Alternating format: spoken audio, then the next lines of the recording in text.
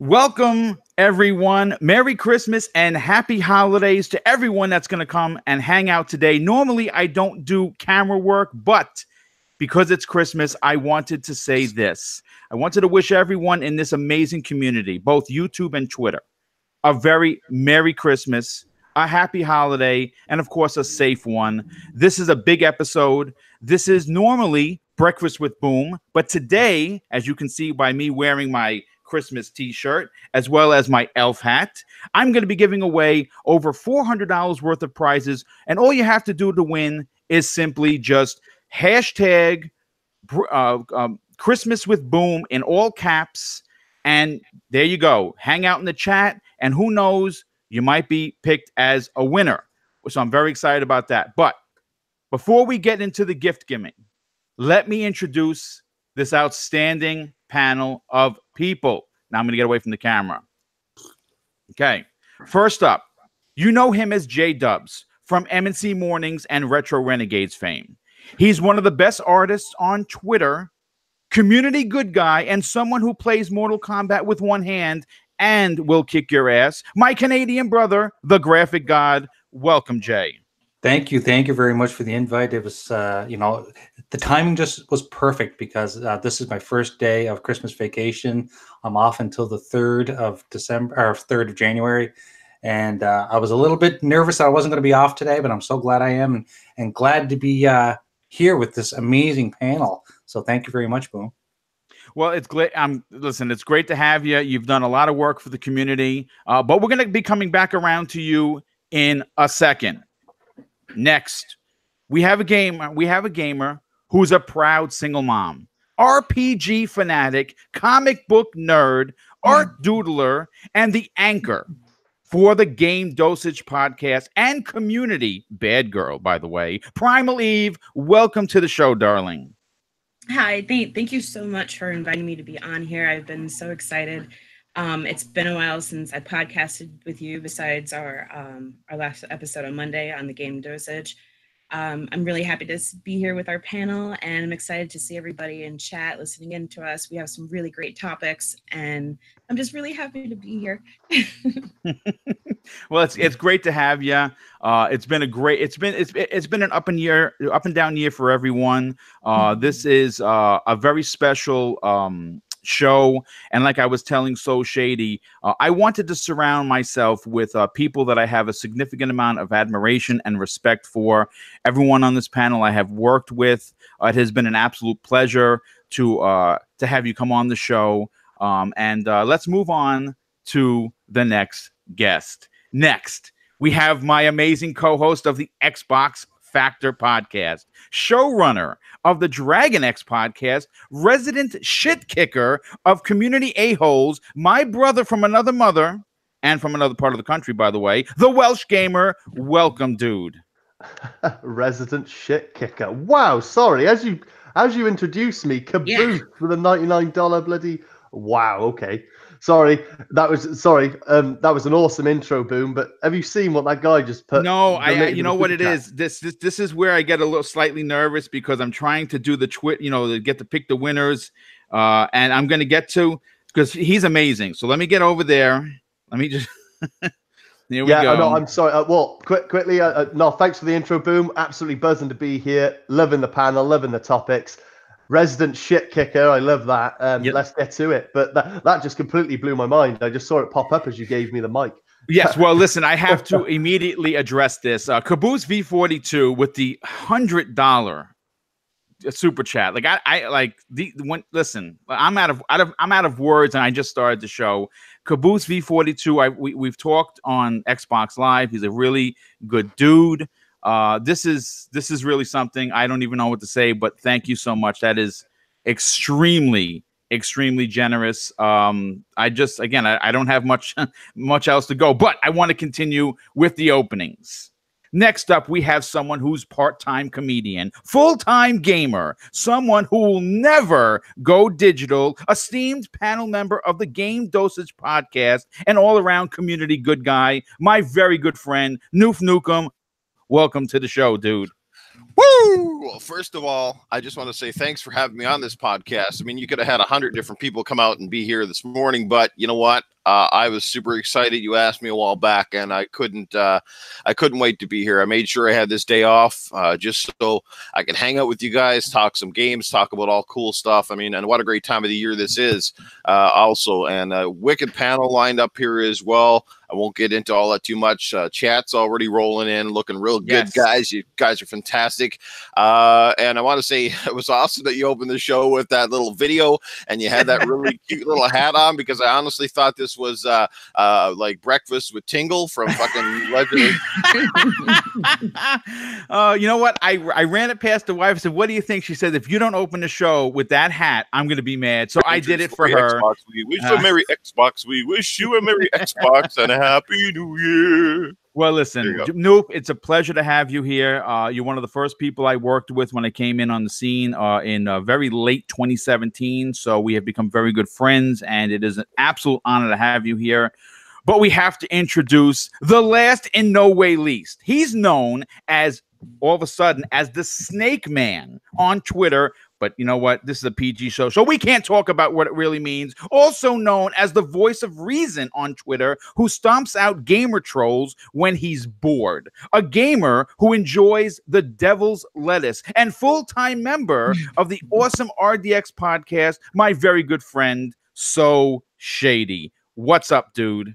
Oh, everything is up as always, Boom, and thank you so much for that awesome intro there. I guess I've been looking forward to coming on the show for a couple of weeks. Thank you so much for having me on and thinking of me in a time like this. This is going to be awesome. We got a lot of prizes to give out to the fans of the show and people that have, the community. This is a good time. Gaming is better than ever. Man, there's just too much to play. Games are still coming out, and Christmas is kicking the door down. I don't know what to say. Let's get into this. Okay, well, before we do, Christmas is 4 days away, and saying that out loud may give some people, including myself, anxiety. But I have an amazing solution for your huge problem. If you're looking for that special gift for that gamer in your life, don't fret. The amazing graphic god, who is a part of today's panel on today's show, Christmas with Boom, runs the incredible site xboxgamerpicks.com and is responsible for every piece of artwork for the Double Barrel Gaming channel. His work is known across the Twitterverse as being some of the best we've ever seen, and I am very proud to have him as an official sponsor. But you know what? Jay, who very rarely speaks on the shows, is going to tell you a little bit about it. You see, Jay, I would like you to tell the people who are kind of curious about how to go about getting a gamer pick done by you. Tell everyone the process, brother. Okay. Oh, I appreciate the opportunity. So I have a website. It's xboxgamerpicks.com, and don't be don't be confused by the title. I do cater to everybody, not just people that are on Xbox. I cater to people that are on Nintendo, Sony, anything. But if you go to the website, xboxgamerpicks.com, there's a form, and you can choose what level of quality you want. And I go with 4 levels of quality. We go from standard right up to animated, and the prices range from $35 to $100. So there's a price range for everybody. And you fill out the form. You give me a little bit of details of what you're looking for. We have a quick conversation on Twitter or on Twitter, Skype, or Hangouts, and we get the ball rolling. And within usually a week, you have your gamer pick, depending on how busy I am. But no, I appreciate that. That was an amazing intro there, Boom. Thank you so much. Oh, listen, it's my pleasure. You've helped me out in ways that a lot of people don't know about. I am coming into the scene. You got to understand, from my former profession, I didn't work with cameras and Twitter and just social media. So I was a big learning curve, and I needed a lot of help to get this channel going. And Jay was right there to extend the hand. So of course I will extend mine now. But you know what? Before we go into topic 1, and I think it's a good one, I have to announce the first winner, and it's CyberKnox, who is the winner of the Amazon Fire HD8 tablet. Dude, hit me up in the DM, and I will get your address, and I will get that mailed out, hopefully over the weekend. Congratulations, dude. As the show is going, I'm going to say it again. Please put the hashtag on Twitter, Christmas with Boom in all caps, and just tweet that out. And that's how I'm picking. I'm using the PR marketing firm Tweet Draw, and we have our first winner. But let's get into our first topic. In a story that I pulled from TrueAchievements.com, Resident Evil 2, the remake, has a demo coming out called the One-Shot Demo, discovered on the Xbox Store. And I got to tell you, this game is probably one of my top picks for 2019. I mean, 2019, I'm sorry. And the fact that we're going to get a 30-minute demo, because that's what it is. It's a one-shot demo. So basically, it says this. We have just picked up a store description in our scanners, which revealed a 30-minute one-shot demo for Resident Evil 2 arriving at the beginning of the year. The demo won't end if you die, but it will end as soon as the timer is up. So you can either soak up the atmosphere or attempt to speed run the game's opening sections. Now, I want to go to Shady on this. I don't know if you're as excited for Resident Evil 2 as I am, but the fact that we're going to get to play it almost a month before it's released has me stoked. What about you? As excited as you, Boom, I don't know if I can meet that, but I am hyped for that Resident Evil 2 remake. I got to say, Resident Evil 2 was my favorite in the whole franchise. I played that one the most. And this one's not just like a nice up-resed remake or nothing. This is a full-blown remake, and it looks absolutely fantastic.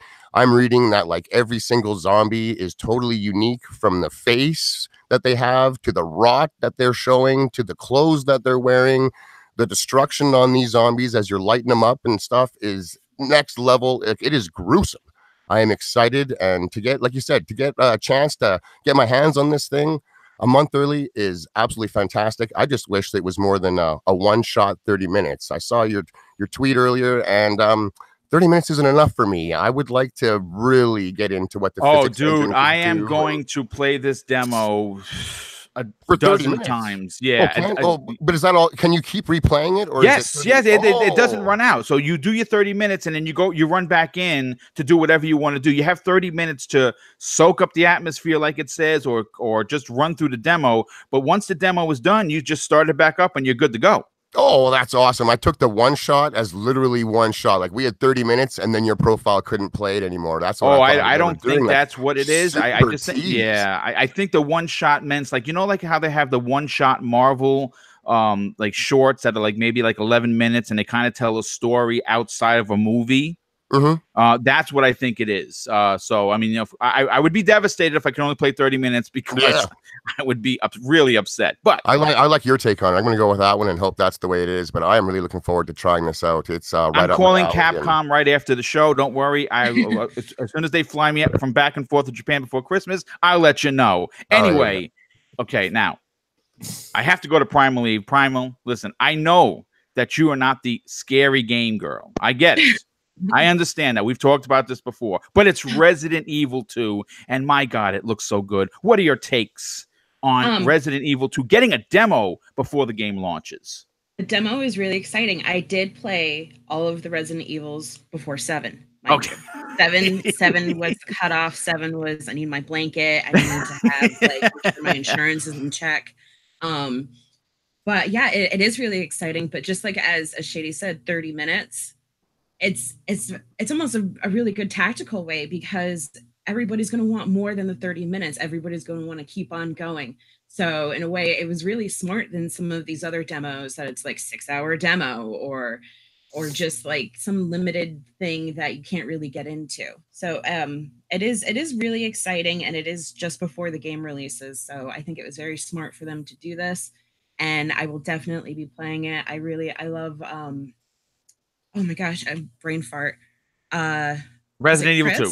Yeah. It's Chris, right? No. Yeah, it's Leon S. Kennedy and Claire Redfield. And Claire, that's what it was. It's been so long. But yes, I am very excited for this, and I know you're excited for it too. The second I saw it, actually before you had made it as one of her topics. You were my first person that I thought of. I'm like, Boom's gonna be freaking out right now. Yeah, So, you know what? I actually have an RPD sweatshirt that I'm going to be wearing when I'm doing the unboxing of the collector's edition at the end of January. I don't have his hair. I'm going to have a mohawk. So Leon Kennedy does not have a mohawk, but I do. So I'm going to change it up a bit. But I appreciate, you know, listen, 7 was terrifying. You should give it a shot. Put it on easy, so it's not that bad. But right, I think I might have to have my daughter play for me. She's better that's at hilarious. it than I am. That's awesome. Well, listen, Noof, I got to get to you, brother. Okay. I don't know if you're as big a fan as me. I don't think anyone is, to be quite frank. I own everything from import, you name it. It says Resident Evil. I own it. But man, to get a demo a month before, I think it's big. It's smart. It's smart marketing on Capcom's part, because again, some people are going to think Resident Evil 2. Come on, they just had 7. They don't know how to count, and maybe they're not paying attention. But what are your takeaways on getting a demo for all the systems other than the Switch, of course? Dude, I'm excited. And I'm also super excited that you're freaking excited, because it makes me want to say, hey, everybody, let's get ready to rock. It's Boom in the room, and he's packing a Glock. A zombie to the left, zombie to the right. Boom's putting them down all day and all night. Boom. There we go. Awesome. Thank you, sir. There you go. No, I mean, you know what? I got to be the fraud on the panel here. I never played the original Resident Evil 2. I never really got into the Resident Evil franchise until Resident Evil 4, to be quite honest with you. Just the clunky controls back in the day and stuff just never really jived with me. I think the first one I really dabbled with was Resident Evil Code Veronica, because it was kind of a big thing for the Dreamcast when it came out. Yeah. So like I said, I've missed that game. So it's actually going to be a double joy for me, because not only will I get to play one of the most influential games of, you know, the past couple of generations, and certainly during that era, but I'll also get to play it now with, you know, modified game controls and graphics that are up to today's standards. So yes. I'm super excited to dive in and check this out. The demo sounds like it's going to be really cool. 30 minutes in one shot sounds a lot like my sex life, but yeah, it's going to be a lot of fun. 30 minutes? Man, that's the longest I've ever had. Hey, you just got to rub one out before you jump in, right? But anyway, guys, yeah, it's gonna be a good game. Can't wait for it. And it comes out like what, January or something? January 26th. Hot damn, people, get your wallets ready. This is 2019 is going to be a hard year on the wallet. You thought this year was bad? Yeah. Oh, break yourself. Yeah, that's why I'm saying, folks, listen, ask for gift cards and just tuck them away in your sock drawer and forget that you have them, because yes, Noof is right. It is going to be expensive. Real quick, I have to pay the bills. Aiden Williams, a very good friend, a very good supporter of the channel, with the amazing $10 super chat. And he says, what's up, brother? Awesome panel tonight. Love you all. And yes, of course, we love you too, brother. And last but certainly not least, Kasi 1300 with the $2 super chat. Merry Christmas, peeps. Love the show. And a lot of people don't know this, but he donated one of today's prizes, which is a code for PUBG for the Xbox One. Once again, Kasi, thank you so much for that. And real quick, I have to announce the winner of the PS4/PSVR game prize pack that includes their Game of the Year God of War, Super Hot for PlayStation VR, and Creed VR. Vogelkrieg is the winner of that particular prize. Congratulations, dude. I do hope you have these I hope you have a PS4, and I hope you have a PSVR. If you don't, and maybe you can, you know, gift it to somebody that does. But Vogelkrieg, thank you so much for hanging out. You are the winner, my brother. Okay, so let's get on to of course, the two other panel members we have to get their opinion on. The Welsh Gamer. Listen, dude, we've talked about Resident Evil 2 on the Xbox Factor podcast numerous times, and it is pretty amazing. I'm hyped. Are you hyped? And are you even more excited that you're going to get to play it before you buy it? Absolutely, yeah. Well, Resident Evil 2 was probably one of the first of the Resident Evil games that I ever caught a glimpse of as a kid, mainly watching my older brother play it. But like Noof, the main one that got me into the whole franchise was Resident Evil 4. I used to play that all the time on the Wii. And then I played Resident Evil 5 on the 360, and I think that's the last one I ever played. I haven't actually touched 7 yet. I do intend to. But in answer to your question, I think this is really, really cool. And I'm with Shady as well. I completely thought that it was a 30-minute one and done attempt. So I'm glad to hear that you'll be able to like replay it, because I'm very much excited to play this. And I will say this as well.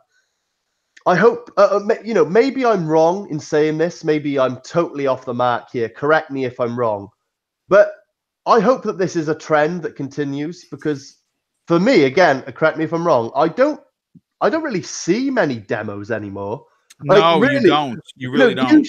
Usually, like you only really see like a beta that's locked behind some pre-order paywall, and I just think it's quite refreshing personally that a game that's coming out a month before it comes out is going to give people the opportunity to play 30 minutes, do as much as you can in that 30 minutes, and then it's a full reset. Do it as many times as you want, get the hunger for it, and it might sell a few more copies than they might have originally anticipated. Because think about how many other people who might not even care for Resident Evil, might have never played it, and be like, "Oh, I'll give that demo a go. Why not?" And they think, "Oh, wow, this is dope." Because like you all have said so far, the people that have spoken, it is not just a remaster or just a nice little skin. It's a full-on remake, and you can see from the it when you ground watch. up. They It's knocked down the beautiful. building and started building from scratch. Yeah, right down to the foundations, the mechanics, the colors, the textures. Like, I was watching a bit of gameplay earlier prior to the show, and the coat that the woman was wearing was, and how the light was reflecting off it with how wet it was and everything. It just looks a beautiful game. And I think for anyone who hasn't played a Resident Evil game, this is probably a great time to get into a Resident Evil game. And get your hands on the demo. Like I said, correct me if I'm wrong, but you don't see very many of them. I think it's a good idea. I'm excited to play it. Yeah, I absolutely agree. Oh man, this is nice. Jay, I'm gonna get your opinion on this in a second, but I have to say this. And again, I'm sorry the show is kind of dragging a little bit. Normally it's topic, but I have to give out these prizes. And the next one is someone that in this community sometimes goes unrecognized for the work that he does. I have had the pleasure of talking to him on a personal level many times. He is a very good friend, but I would dare say is that he is my brother. And the winner of the Xbox Live prize pack, which includes a $25 gift card and 6 full months of Game Pass, is my brother from the UK. UK Dazarus, congratulations, brother. Woohoo! It could not have happened to a nicer person.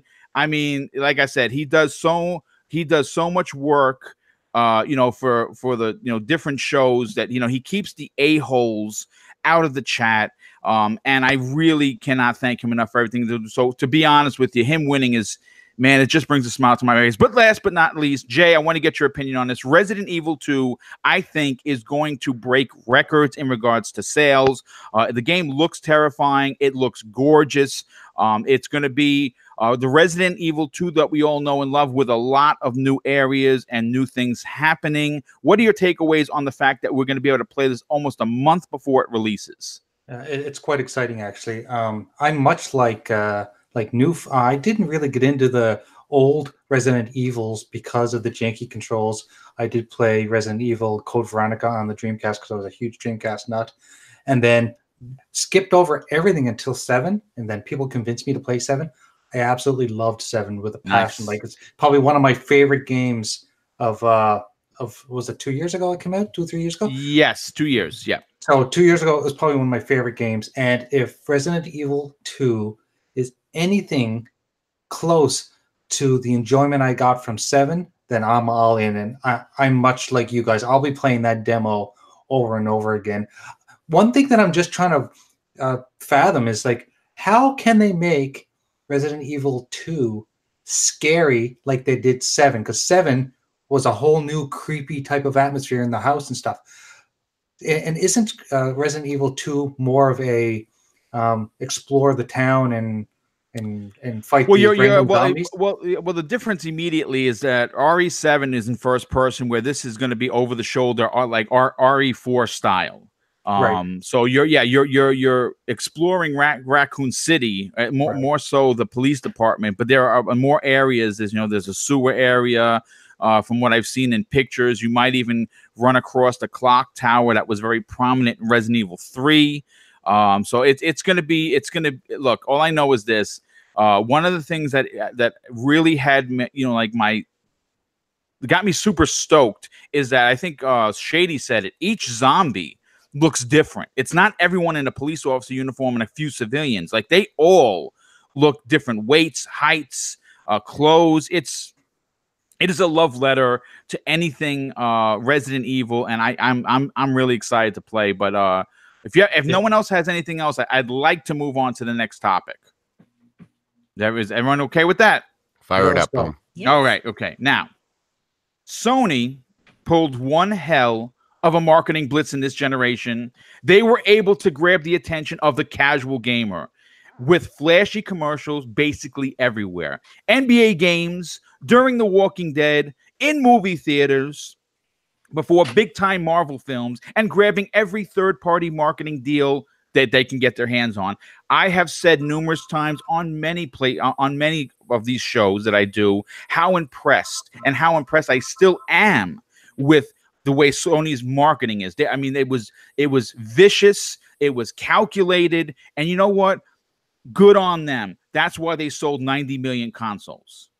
But besides having a very strong first party like God of War, Detroit Become Human, and Insomniac's Spider-Man, they had Red Dead Redemption 2, Call of Duty Black Ops 4, and now Kingdom Hearts 3 to start 2019. So they really got those third-party marketing deals, and they picked the right ones, right? I mean, obviously, if you're a third-party dev, you want to put, you want to sell your game to all 90 million customers. Does that happen usually? No. It doesn't. But that's not what we're here to talk about. What we're here to talk about is this. Microsoft has the potential to do something very similar to what Sony has done in the last 3 years by sucking up every third-party developer that they could get their hands on and get marketing deals in. And why do I bring this up? Very simply. Sony is skipping E3 2019. Now, we know that they're going to be coming out with their own show. It's probably going to be a PSX show. They're probably going to have like a mini show where they're going to unveil the PS5, which is rumored to possibly come out in 2019, right? But where are they going to have the time to show off the marketing deals? This is why E3 is important. This is why these other avenues are important. And apparently, the only one that we have confirmation that the Sony is doing is their own, I guess, PSX. And that usually is in the middle of December. So here's my question. As a YouTuber who enjoys all three consoles, I have been extremely vocal of how the marketing has been handled with the team at Redmond.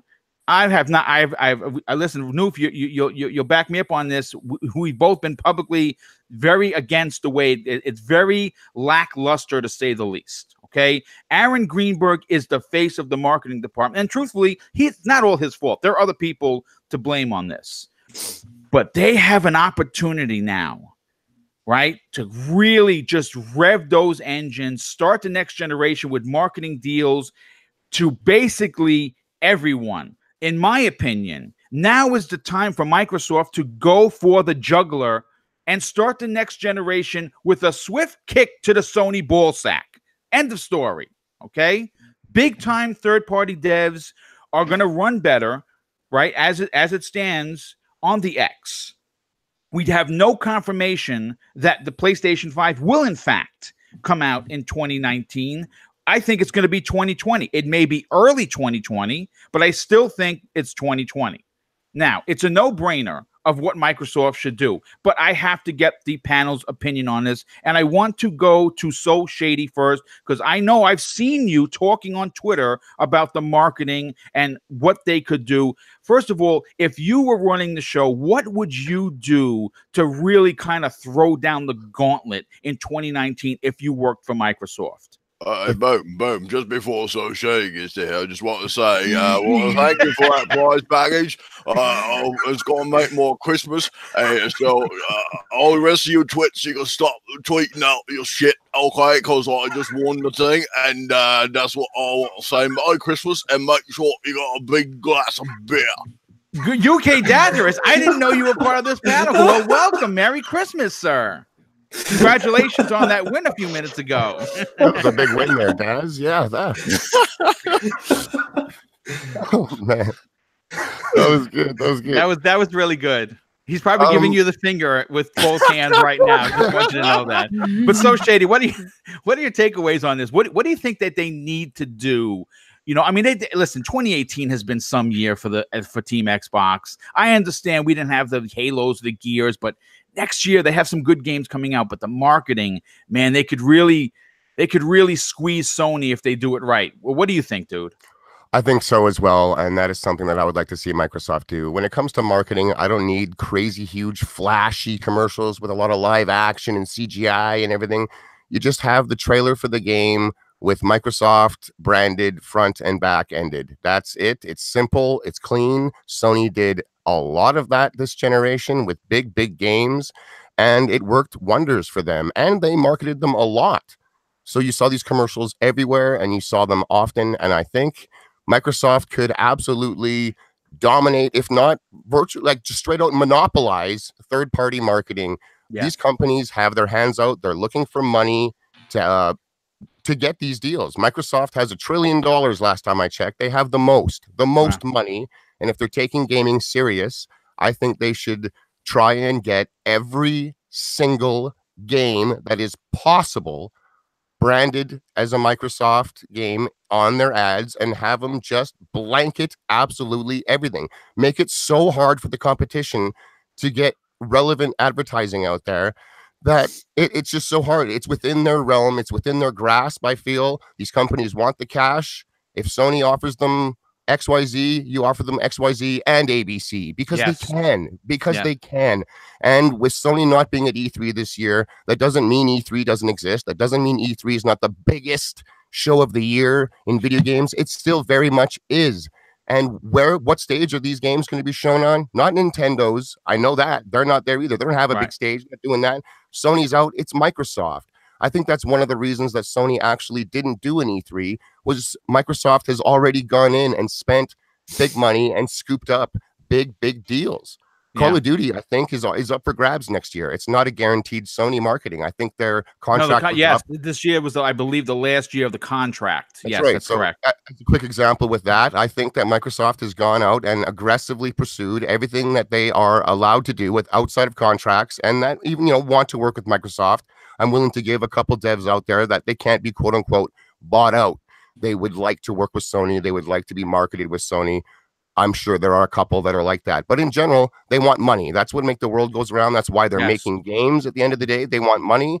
Microsoft has lots, and I say spend a lot of it, and just blanket everything with these ads. It's as simple as show the game and put Microsoft at the front and the end. Put posters up inside Electronics Boutique, or not Electronics, but EB Games. It's called Electronics Boutique in Canada. But Walmart, stuff like that. Like it's everywhere. Stuff. Yeah. Hit it with simple stuff. In the chat, someone said that they just saw Aquaman, and there was 2 Xbox commercials in front of that for Fallout 76 and for Game Pass. That's awesome news. That's good to see. Aquaman is going to be a big movie, and it just came out. Like, just hit it with the standard marketing and hit it hard and often. And that's that. Yeah, I love it. I love it. Noof, I want to get your opinion on this. You see, the one thing, if you look at the marketing, let's just take 2018 for a second, right? Sony markets Red Dead Redemption 2, right? Game of the universe, right? Microsoft markets Fallout 76, lots of problems with the game, lots of drama, lots of negativity. Okay, no, not Microsoft's fault, okay?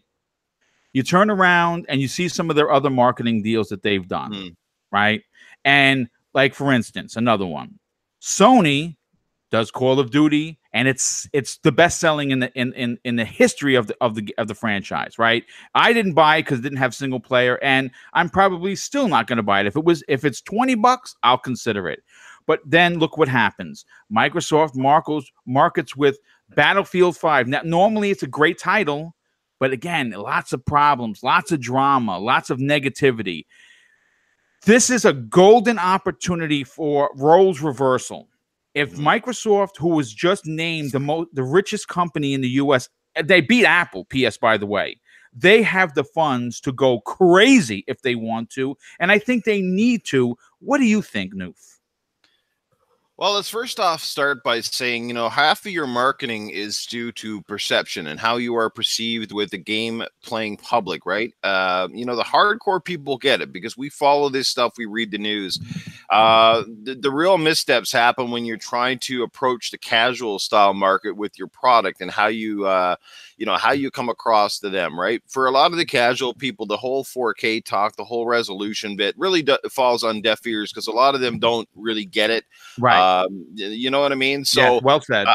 I think Microsoft hasn't been terrible per se. I think they went a lot of different routes. They went through a lot of social media channels. They went with a lot of different ways to promote their devices without sort of tooting their own horn, because Sony is notorious for, one, every time they want to make a big splash, they throw numbers out there. Two, there's two words in their vocabulary that they've used better than any other company this generation, and that's the word only, okay? Only on PlayStation, and exclusive. They love to throw that out whenever they can. And of course, you know what? The PlayStation hounds, they just run with that every chance they fucking get. Exclusive, exclusive, exclusive.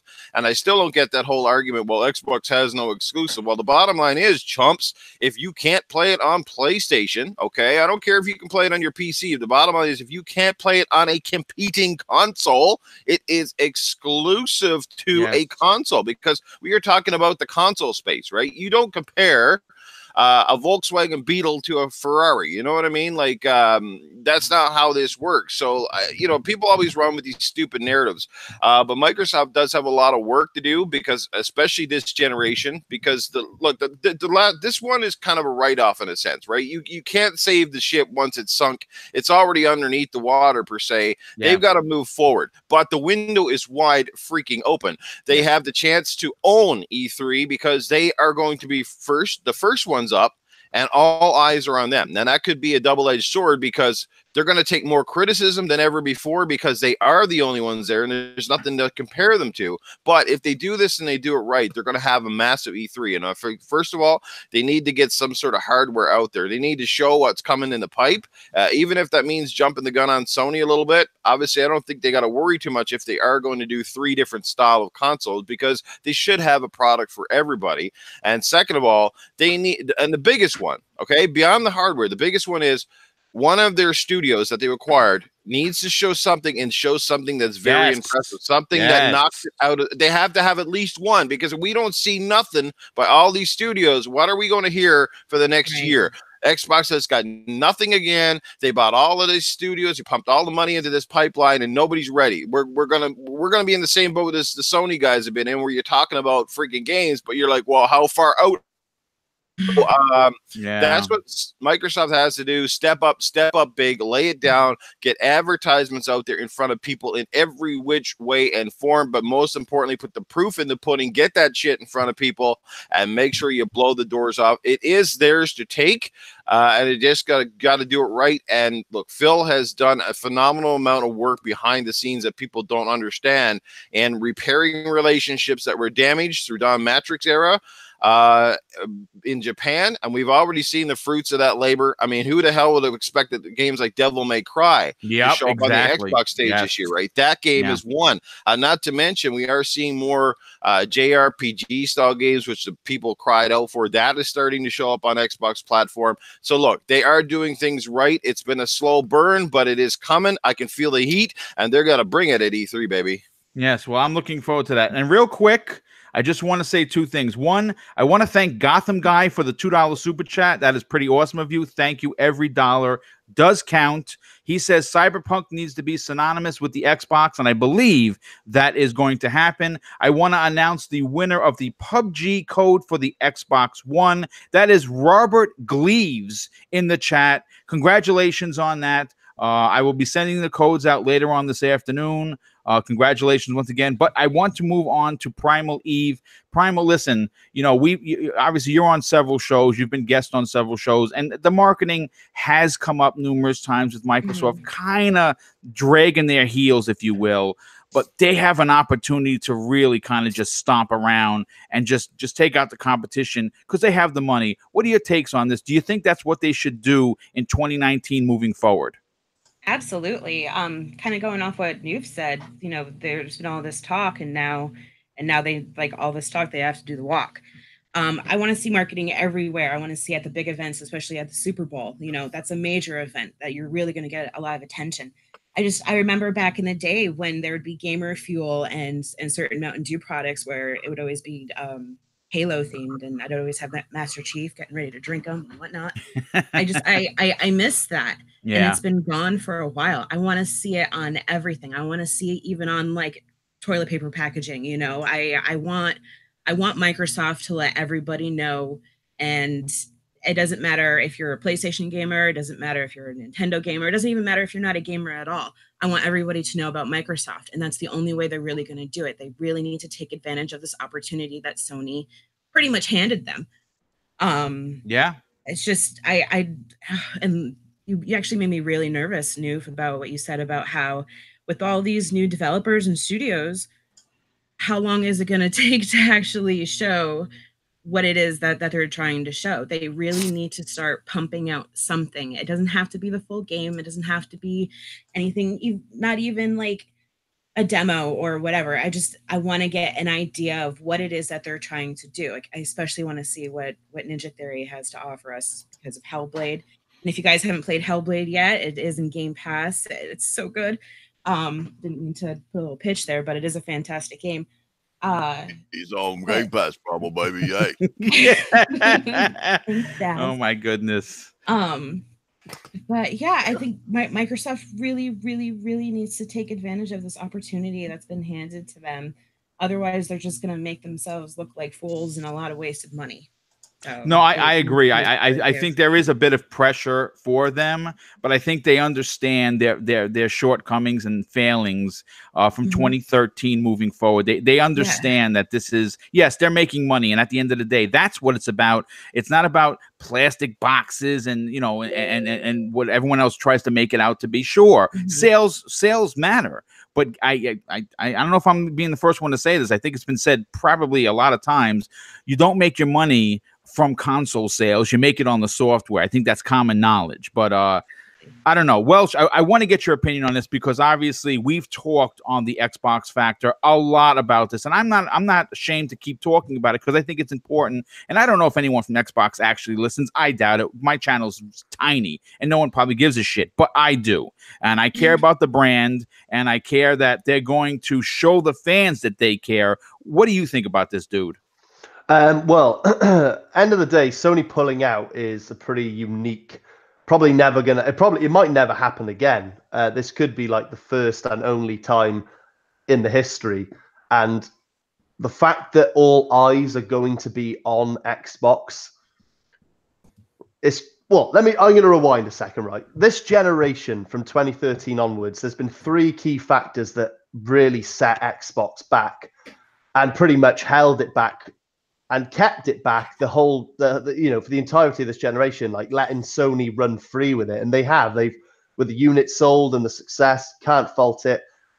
But those three things are the power side of things, the games side of things, and obviously, as you have alluded to, Boom, the marketing for sure, like 100%. Like Sony has literally taken the crown this generation when it comes to marketing. Now, since 2013, the power argument has completely been rectified with all these acquisitions and games coming, and we know what's coming, or at least we can speculate to what's coming, but we can at least agree that the games argument has been rectified. Yes. And now all that's truly left is what we're talking about now, and that's the marketing side of things. Now, Sony pulling out of E3, I said at the beginning, that's why I wanted to retract a little, is a very unique opportunity because all eyes are going to be on Xbox. The last thing people hear about on that given day is Xbox. There's going to be nothing else to really take the limelight. And all they need to do is reveal, like on that stage, what 2020 and beyond is going to look like for Xbox. And that goes for future marketing deals with third party. Yes. And I'm with everyone who's spoken so far, as many as humanly possible. They have got the checkbook, the capability. We've talked many times, Boom, about Phil's relationship with the CEO and the CFO and the influence he has. There's really no excuse, in my opinion, I agree, to not grab the balls of just about every third-party dev there is. Now, as well as that, I'm talking services, future hardware. I want to see all that on the stage as well. I want them to announce and show a glimpse, whether it be a tease, just an interview, a concept art, maybe if it is in a stage where it can, some sort of gameplay of all the new games under the new first-party acquisitions that was announced at E3 2018. And just finally show us a goddamn Fable. Absolutely, dude. Very, very well said, Welsh. I love it. It's you're a passionate Xbox dude, just like myself. And you know what? It's not embarrassing to say you want to see your company do better and win. J Dubs, I know that you have multiple Xboxes in your home. You obviously, especially now, especially after, especially after the big win. Tell everybody about that, brother.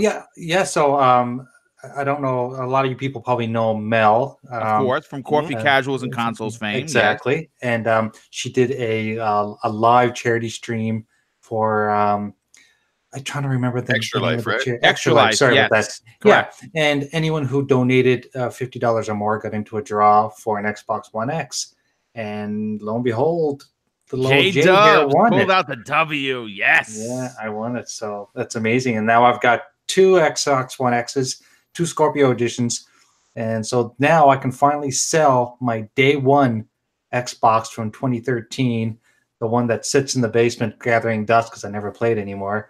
I can finally sell that one, and I put the X downstairs on my big 1080p TV, and believe me, if people don't think that the X is any good for older televisions, it boosts everything. It makes everything look so much better, no matter what. It ups, it downscales from 4K to 1080p, and it looks absolutely gorgeous. Super yeah. Now, AJ, you know what? Being that you brought that up, obviously you're an Xbox guy, and you run your own, your own business with Xbox Gamer Picks, and obviously advertising is big. It's the key on trying to grab a certain demographic that normally will not turn towards your particular console, and because they're going to have so many SKUs, they're going to be offering a wide range of financial possibilities for everyone's budget. What are your takeaways on Microsoft doubling down on advertising in 2019 and beyond? No, I definitely think it's a smart idea for them to do it. They really need to catch that casual audience again, because the casual audience has all gone to PlayStation. Yes. And if they can come out with different SKUs, such as the cheaper streaming box, and then the mid power box, and then the more powerful box, they're catering to all budgets. And that's kind of what I do with my Xbox Gamer Picks. Not to try to throw that in and plug it again, but I offer different levels because I know everyone's on a different budget, and everyone wants the experience. So why should they be only catering to the elite, the people that can afford it? And I'm really happy that they're doing this, because I know for myself, and I think I heard this yesterday on a podcast, that having this streaming box is the perfect opportunity to have a device that you can say, pick up off of the shelf, take it to your buddy's place. Yes. And play some games and stream them. Like for instance, I'm going to be traveling to my parents' place for Christmas. If I had the streaming box, I wouldn't be lugging my Xbox One X home to my parents' place. Yeah. I'd just take the streaming box and play my games there, because I'm in Nova Scotia, where there's not a whole lot to do except for drink and shop. So I'm glad I'm bringing my Xbox home with me to play some games in the evenings, and I'll do a little visiting. But I think it's brilliant, and it's about time that they kind of grabbed a hold of this opportunity, because now's the time to do it. Yes. Absolutely. They're at the stage now where they're firing on all cylinders, and they just need to keep going with the momentum. And basically, like I said, grab that casual audience back, because the casual audience is all PlayStation now, and they need to grab that back. Well, you know what? Okay, so before we move on to the next topic, I have to say two things. First and foremost, the next 6 winners are going to be $25 gift cards to your choice, Xbox Live, PSN, or Nintendo eShop. And the first winner, and a big-time fan of the channel, is Lunch Bizzle. Yay. Congratulations, dude. I'll hit you up in the DM. You tell me where you want your gift card, and I'll try and get that out. Oh, it's definitely coming out of the weekend because it's digital. Congratulations. I want to say this. I have 185 people watching live, which broke records for this particular small channel and show. I want to thank everybody for that. I'm literally speechless on how many people. I'm hoping we can get to 200 and break a record that I may not ever get to again. But I just want to say this. Please, if you're in the chat, tweet out in caps, hashtag Christmas with Boom on Twitter right now, so you could be in the running to win one of the last 5 gift cards that I'm going to be giving away today. But I want to move on to the next topic. Was Sony and the PS5 broadsided by the Xbox Scarlet triple attack reveal? And this is sounding very similar to what happened in E3 2016 when Phil Spencer walked up on the stage and unveiled the Xbox One S, and then shocked the world with the announcement of the Xbox One X. In a story that I pulled from T3.com, just when it appeared Sony already had the next generation console war won and wrapped up with a pretty bow with its PS5 console, it seems that they were a little shocked and taken aback by the fact that Microsoft not only talked about one console or 2 consoles, but they're going to be 3 different SKUs. Now, we've talked about this a little bit on the show. We're going to have a streaming box that's going to be about $100 to $150. We have the mid-range, they're calling it the Xbox One S2, which is basically going to be a system that's a little bit more powerful than the Xbox One X. And of course, then you're going to have the last big daddy of them all, and that is the premium box, which is probably going to be around $500, and that's the Anaconda. This move, which could be seen as a direct counter to rumored covert operations being run by Sony to release the PS5 in 2019 rather than 2020, as first indicated, will see not only a direct Xbox 2 flagship competitor go toe-to-toe with the PlayStation 5, but also 2 other consoles as well, giving the players with certain budgets lots of choices. Now, according to respected Microsoft commentator Paul Thurrott from Thurrott.com, the 3 consoles in the Xbox Scarlet portfolio are codenamed Anaconda, Lockhart, and Maverick, and are broken down like this. Scarlet Pro Anaconda, designed for the hardcore. Everyone that's listening, watching, and everyone in this title, in this panel, we're all hardcore fans. More than likely, that's where we're going to be spending our money. But you also have the Scarlet Arcade Edition, which is the Lockhart, a slightly more powerful Xbox that's probably going to range about $300 to $400. And of course, the Maverick. This is a completely new streaming-focused Xbox console, and I think it's gonna fly off the shelf. It's gonna be one of those items that if they release it around Christmas time, it's gonna be a stocking stuffer because of the price. Okay, it's something that Sony missed the mark on with their PlayStation Classic console that was supposed to be a big deal and wound up being an absolute flop. So why the 3 SKUs are important is because Sony appears to be taking the one console SKU approach that would be considered traditional marketing strategy. Here's my very complex question for the panel. Should Sony be worried that the PlayStation 5 is about to be surrounded by 3 powerful Xbox One consoles? So Shady, I want to go to you first on this. Dude, this might have caught Sony with their pants down. And the fact that Microsoft has been designing this for what seems like quite a while, they are really lining themselves up to take over next generation. But what are your thoughts on this, brother? I think Xbox is maybe just a little bit more transparent with what's happening. If I'm not mistaken, I believe Phil Spencer at last E3 even hinted that Scarlet was a family of consoles and not just one. So if the people that were really paying attention, even back then, we kind of knew that it was going to be multiple SKUs coming out. And I don't think he was talking like, we're going to have a 1 terabyte hard drive and a 2 terabyte. I don't think that's what he meant. Even back then, it was obviously going to be something like what they're describing now, which is maybe a diskless Xbox or a streaming version Xbox, and then the mid-tier, which can compete at a cheap budget price, but still play next generation titles at, like, let's guess, because I'm not a tech guy, maybe 4K 60 on a lot more of these games. And then, of course, the big bad Anaconda for, the hardcore that really want to play the best that a console can play.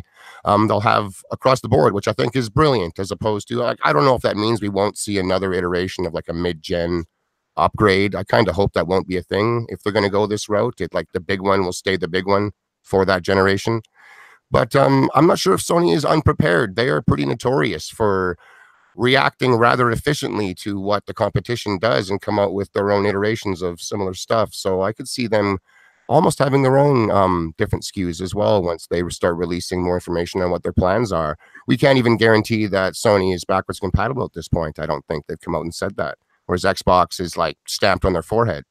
So I really like what Xbox is doing a lot, and I look forward to hear what Sony is doing, because they're keeping their cards close to the chest. And in poker and many other games, business included, that's a smart move. So we'll see what happens.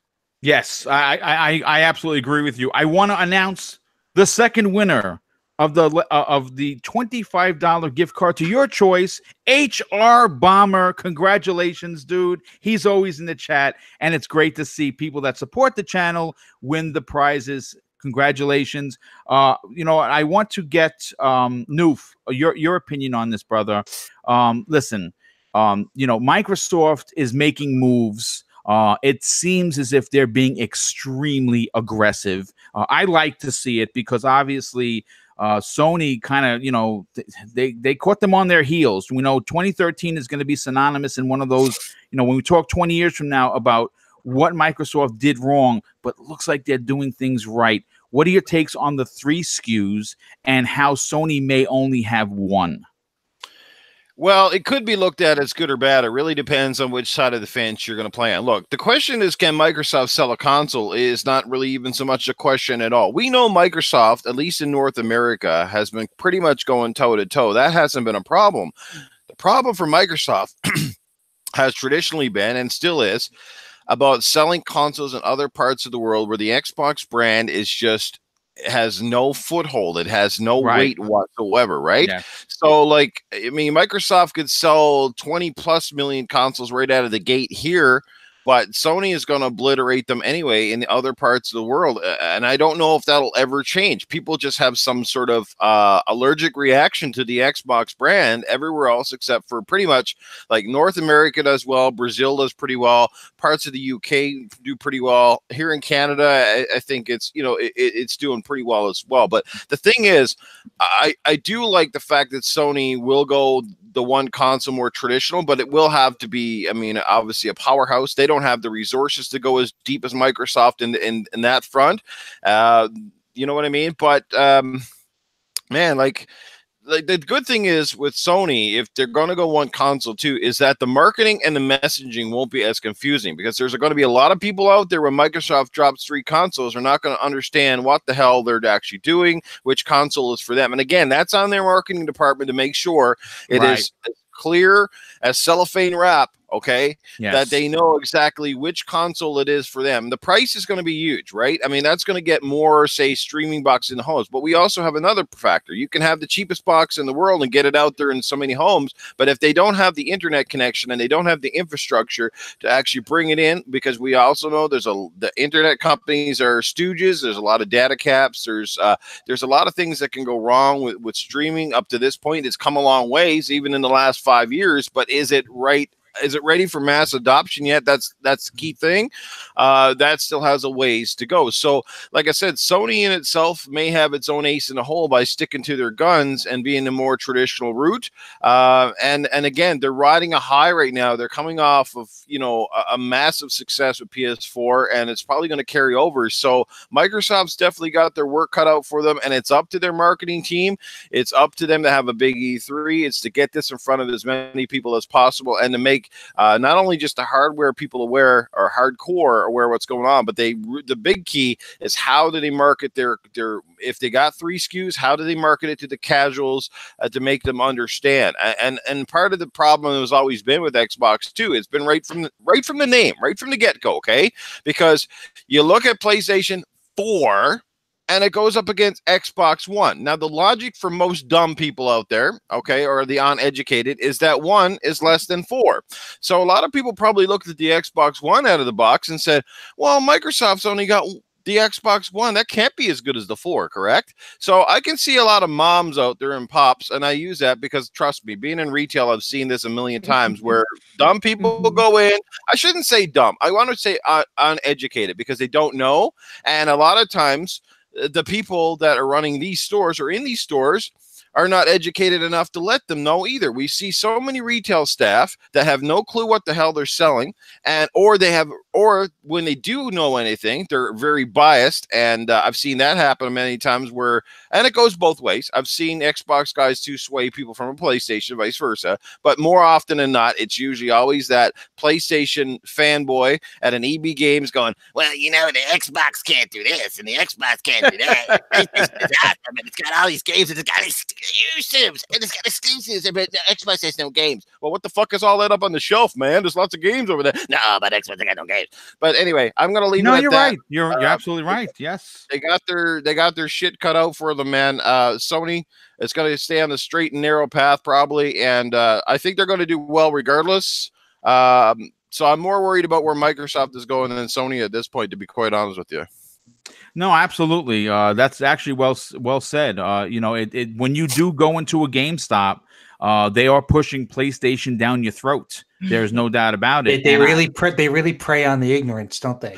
Yeah, I mean, you know what? I'm going to say this. I'm not going to say who I heard it from, but I have it on good authority that when they have those GameStop conferences, Sony gives away a lot of stuff. I mean, like a lot of stuff. And I think that that's their way of kind of like, okay, we're going to give you 6 games coming to this conference and hanging out and with us. And you know, Microsoft gives 1 or 2, whatever. And you know, I don't know. It's kind of like, I guess, buying the numbers, if you will. Hold on. The fire department is here, but it's not because I'm hot. It's because this panel is hot. Thank you so much. Primal, I want to get your opinion on this. Listen, 3 consoles. If you say it out loud, it might be confusing. People are like, oh my God, I don't understand. It's just too many consoles. But you know what? When you look at the phone business, there are so many carriers. There are so many different phones. There are so many different versions of the phone. I think that this could work. They're going after the casual gamer. Sony knocked it out of the park this generation, and that's why they sold 90 million plus consoles. Because, I mean, think about it. A $200 PS4 Slim with Spider-Man is going to fly off the shelf, and that's exactly what happened. But Microsoft has the ability and the potential to do the same thing. What are your takeaways in the fact that Sony may go traditional with 1 SKU where Microsoft may go with 3? I think at this point, everybody loves options. We all want options. We all want to be able to pick and choose exactly what it is. Even with just computers, we want to have a specific type of computer that does something for something else. So having 3, and not only that, but price points too. Just like as Neef said, parents are going to go in. Do you really think that they want to go for the most expensive thing, or do they want to go for the cheaper thing that can still do just as almost as much as the higher one for their kids, especially if they're younger kids? I think Microsoft is thinking, and I like when people think. It's one of my favorite things. It doesn't happen that often. It's true. No, it's true. Absolutely. So having these options are great. Even me, I'm not able to afford something as high as the high point as the Anaconda. But for me to still be able to enjoy my hobby and do something that I love, it would be great to have a lower priced option so I can still be with my friends and I can still play with like all the games that I love. So I do believe Microsoft is doing the right thing. Having one system as Sony, it has worked for Sony before, but like I said, at this point, we want options. And especially financial system, options. You know, if you want to play in the next generation, gaming is expensive. I always say that. And I don't say that to be joking. I mean, it's an expensive hobby, and you know, people have lives. You know, you have mortgages, you have Con Ed bills. You got to do the grocery shopping. Sometimes a new game or a new console, the one that you really want, may not be in your financial wheelhouse, but they're going to give people an opportunity to say, okay, you may not be able to get the $500 one, but we have a one that's just as powerful. And they're saying that it might be the middle one is going to be slightly more powerful than the X. And if that's the case, well, then it's still a win, in my opinion. Options are great, Boom. And how's this for another one? Is next year, I believe they said, is when X-Cloud is going to start kind of rolling out. And that's another option for the people out there that may not even want to buy a console at all. Right. And use that money to just buy more games and play their stuff on their tablet or their smart TV or their phone, anything, or their PC, something like that. We'll see when the official details on the system run or the service comes out. But that's another option as well, is no console and still play the games. Yep.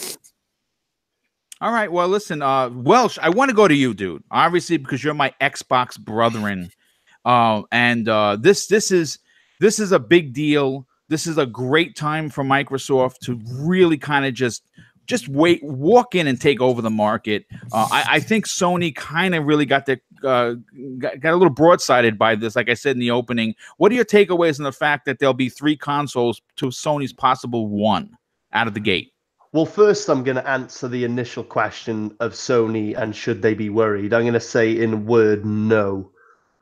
Reason being, like, PlayStation has always done their own thing. Like, they've never like, let's be fair, they've never concerned themselves with anything that any other platform and their respective communities are even doing. So I have no doubt whatsoever that the PS5 will be a very capable system. So I just wanted to throw that out there first and foremost. Now, when it's compared to the Xbox Scarlet family, and as Shady just alluded to as well, like the option to maybe not even get a console at all with the X-Cloud, do you know what? It's so hard not to say what other people have said, but I'm just going with what's on my mind right now. The word options is very prominent. It is the most operative word here, options. And I think you can never have too many options. And in this point of view, from where I'm sitting now, after Shady saying what he said as well, you're looking at 4 potential options. Definite 3, but a potential 4th as an option to go into the Xbox's ecosystem, from a spectrum of price ranges. And we said yesterday, Boom, on the Xbox Factor, like, what they're doing is very clever over at Xbox, because they're going to be catering for everyone, whether it be price or preference. You're going to have the entry model, the people who can come in on the casual side of things, or maybe they just don't have all the money and they want to play the games, and it's like an opener, like when you buy like a cheap TV until you have enough money to get your Samsung QLED. It could be something like that. People are going to be double dipping. Like myself, I'm going to aim for that Anaconda, but damn well I'm probably going to be buying this stream box as well. So if I'm away and I'm in a hotel room for a couple of weeks, I can just take that with me rather than lug my bloody box around, plug in Wi-Fi connection and play. I think it's brilliant. And it's not only brilliant in terms of options for the gamer, but I've said it before and I'll say it again. It's a phenomenal idea in terms of a business strategy for making money, because then the more expensive of the 3, the Anaconda, is more than likely going to be sold at more of a loss, which is more convenient for the gamers as well, hashing out that money, because that Streambox entry model is going to fly off the shelves like hotcakes. Now, you used the phone business as an example, didn't you, Boom, like with iPhone? And I've used the example of like Alexa, like the Amazon voice command things, where you've got the entry model like the Echo Dot, and then you've got the Echo Spot, and then you've got the Echo Show. There's like a few you've got your entry, your mid-tier, and your premium model, and that goes for everything.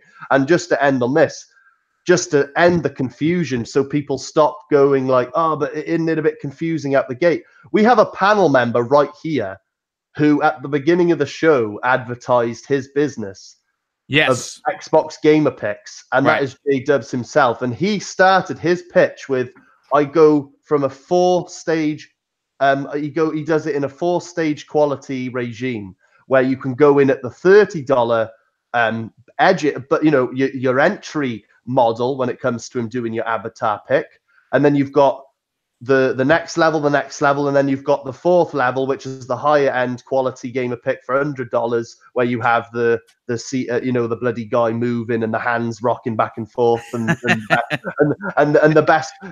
And that's so we've got a man on the panel who is got his own business and doing this exact same strategy. It's a good business practice to have, and it's very consumer friendly. It's going to be more inviting. People are going to want to get on board with an idea like that because it's consumer friendly.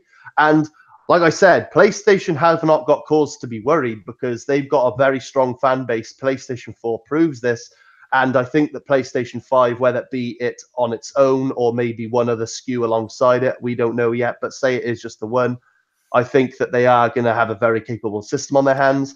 But I do think Xbox is doing it right by aiming at all angles, because with every product you can think of, it's nice to have the option to go in at a cheaper level versus just being forced to spend the highest amount. So yeah, I don't know what else to say other than that. I feel like dude, you really knocked it out of the park. You had fantastic points, and everything made sense. No, I appreciate that. That's all I can really say. I pretty much agree with everything that everyone has said so far. But bottom line, options are great, and the way they're doing it should appear, if marketed properly as well. We keep stressing marketing. It needs to be hard pressed all over the place, even on toilet paper, as Eve said earlier. That this is the one you buy for the cheap entry model. This is the S2. The distant brother of the 1S, which is going to be a more powerful but mid-tier system. And then if you're the hardcore with big thumb biceps because you love to stress those muscles on the controller, this is the bad boy you need to get, the Anaconda. It needs to be that simple. I absolutely agree. Now I know J Dubs is muted because of his dog, so I don't know if he can answer right. I saw him jump back in and jump back out. So I just want to announce another winner for the $25 gift card of your choice, PSN, Xbox Live, or Nintendo eShop, and that is the amazing Dreadpool. Congratulations. He is always in the chat. Oh, real quick, I also have to say, I just saw it pop up. Jesse Darby, good friend of the show, fantastic community member with the amazing $10 super chat. Jesse, thank you so much. And Jay, are you ready to speak, or is your dog still going insane? My dog's still going to interrupt, but I'll talk anyway. Okay, well, listen, you know what? Obviously, everyone has said their piece, but I want to hear yours. I think it's important to know that the Xbox is really going to blanket the market. I think they're going to be very clear on what does what, and I think Sony going the direction of just the one console may or may not hurt them.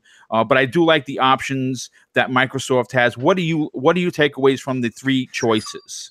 No, I mean, I think I kind of iterated on this earlier that, the 3 choices are always great for every budget. But I want to disagree a little bit with what Welsh was saying, that he was mentioning that, Sony likes to go to the beat of their own drum. Yes and no. Sony are, you know what Sony's best trick in the book is to steal someone's idea and convince everyone that they came up with it. Yeah, that's true. Yeah, the old smoke and mirrors. Exactly. Yeah, that's right. I'll give you that. So I have a feeling that Sony will basically just get right on board with all the same things, same as this whole streaming thing that's popped up, that they're considering doing streaming as well. And of course, the ponies are all in hiding because of this. And I believe that if what Microsoft does is successful, that Sony will follow suit. And next thing you know, there'll be another streaming box. I know that they had the PlayStation TV or whatever it was. Yes, that failed miserably. That didn't do very well. I mean, Right. mainly because they didn't have the technology down pat and the streaming was terrible. They will basically. Well, they're going to have to adapt. There's no doubt about it. Exactly. Microsoft is doing it well, and Microsoft's making money. Sony will follow suit and convince everyone they come up with it. Yeah, well, we will definitely see. But you know what? Yes, Can sir. I just say, I completely, I stand corrected, my brother. I stand corrected. And I'll throw this out because it's a saying I have said for years.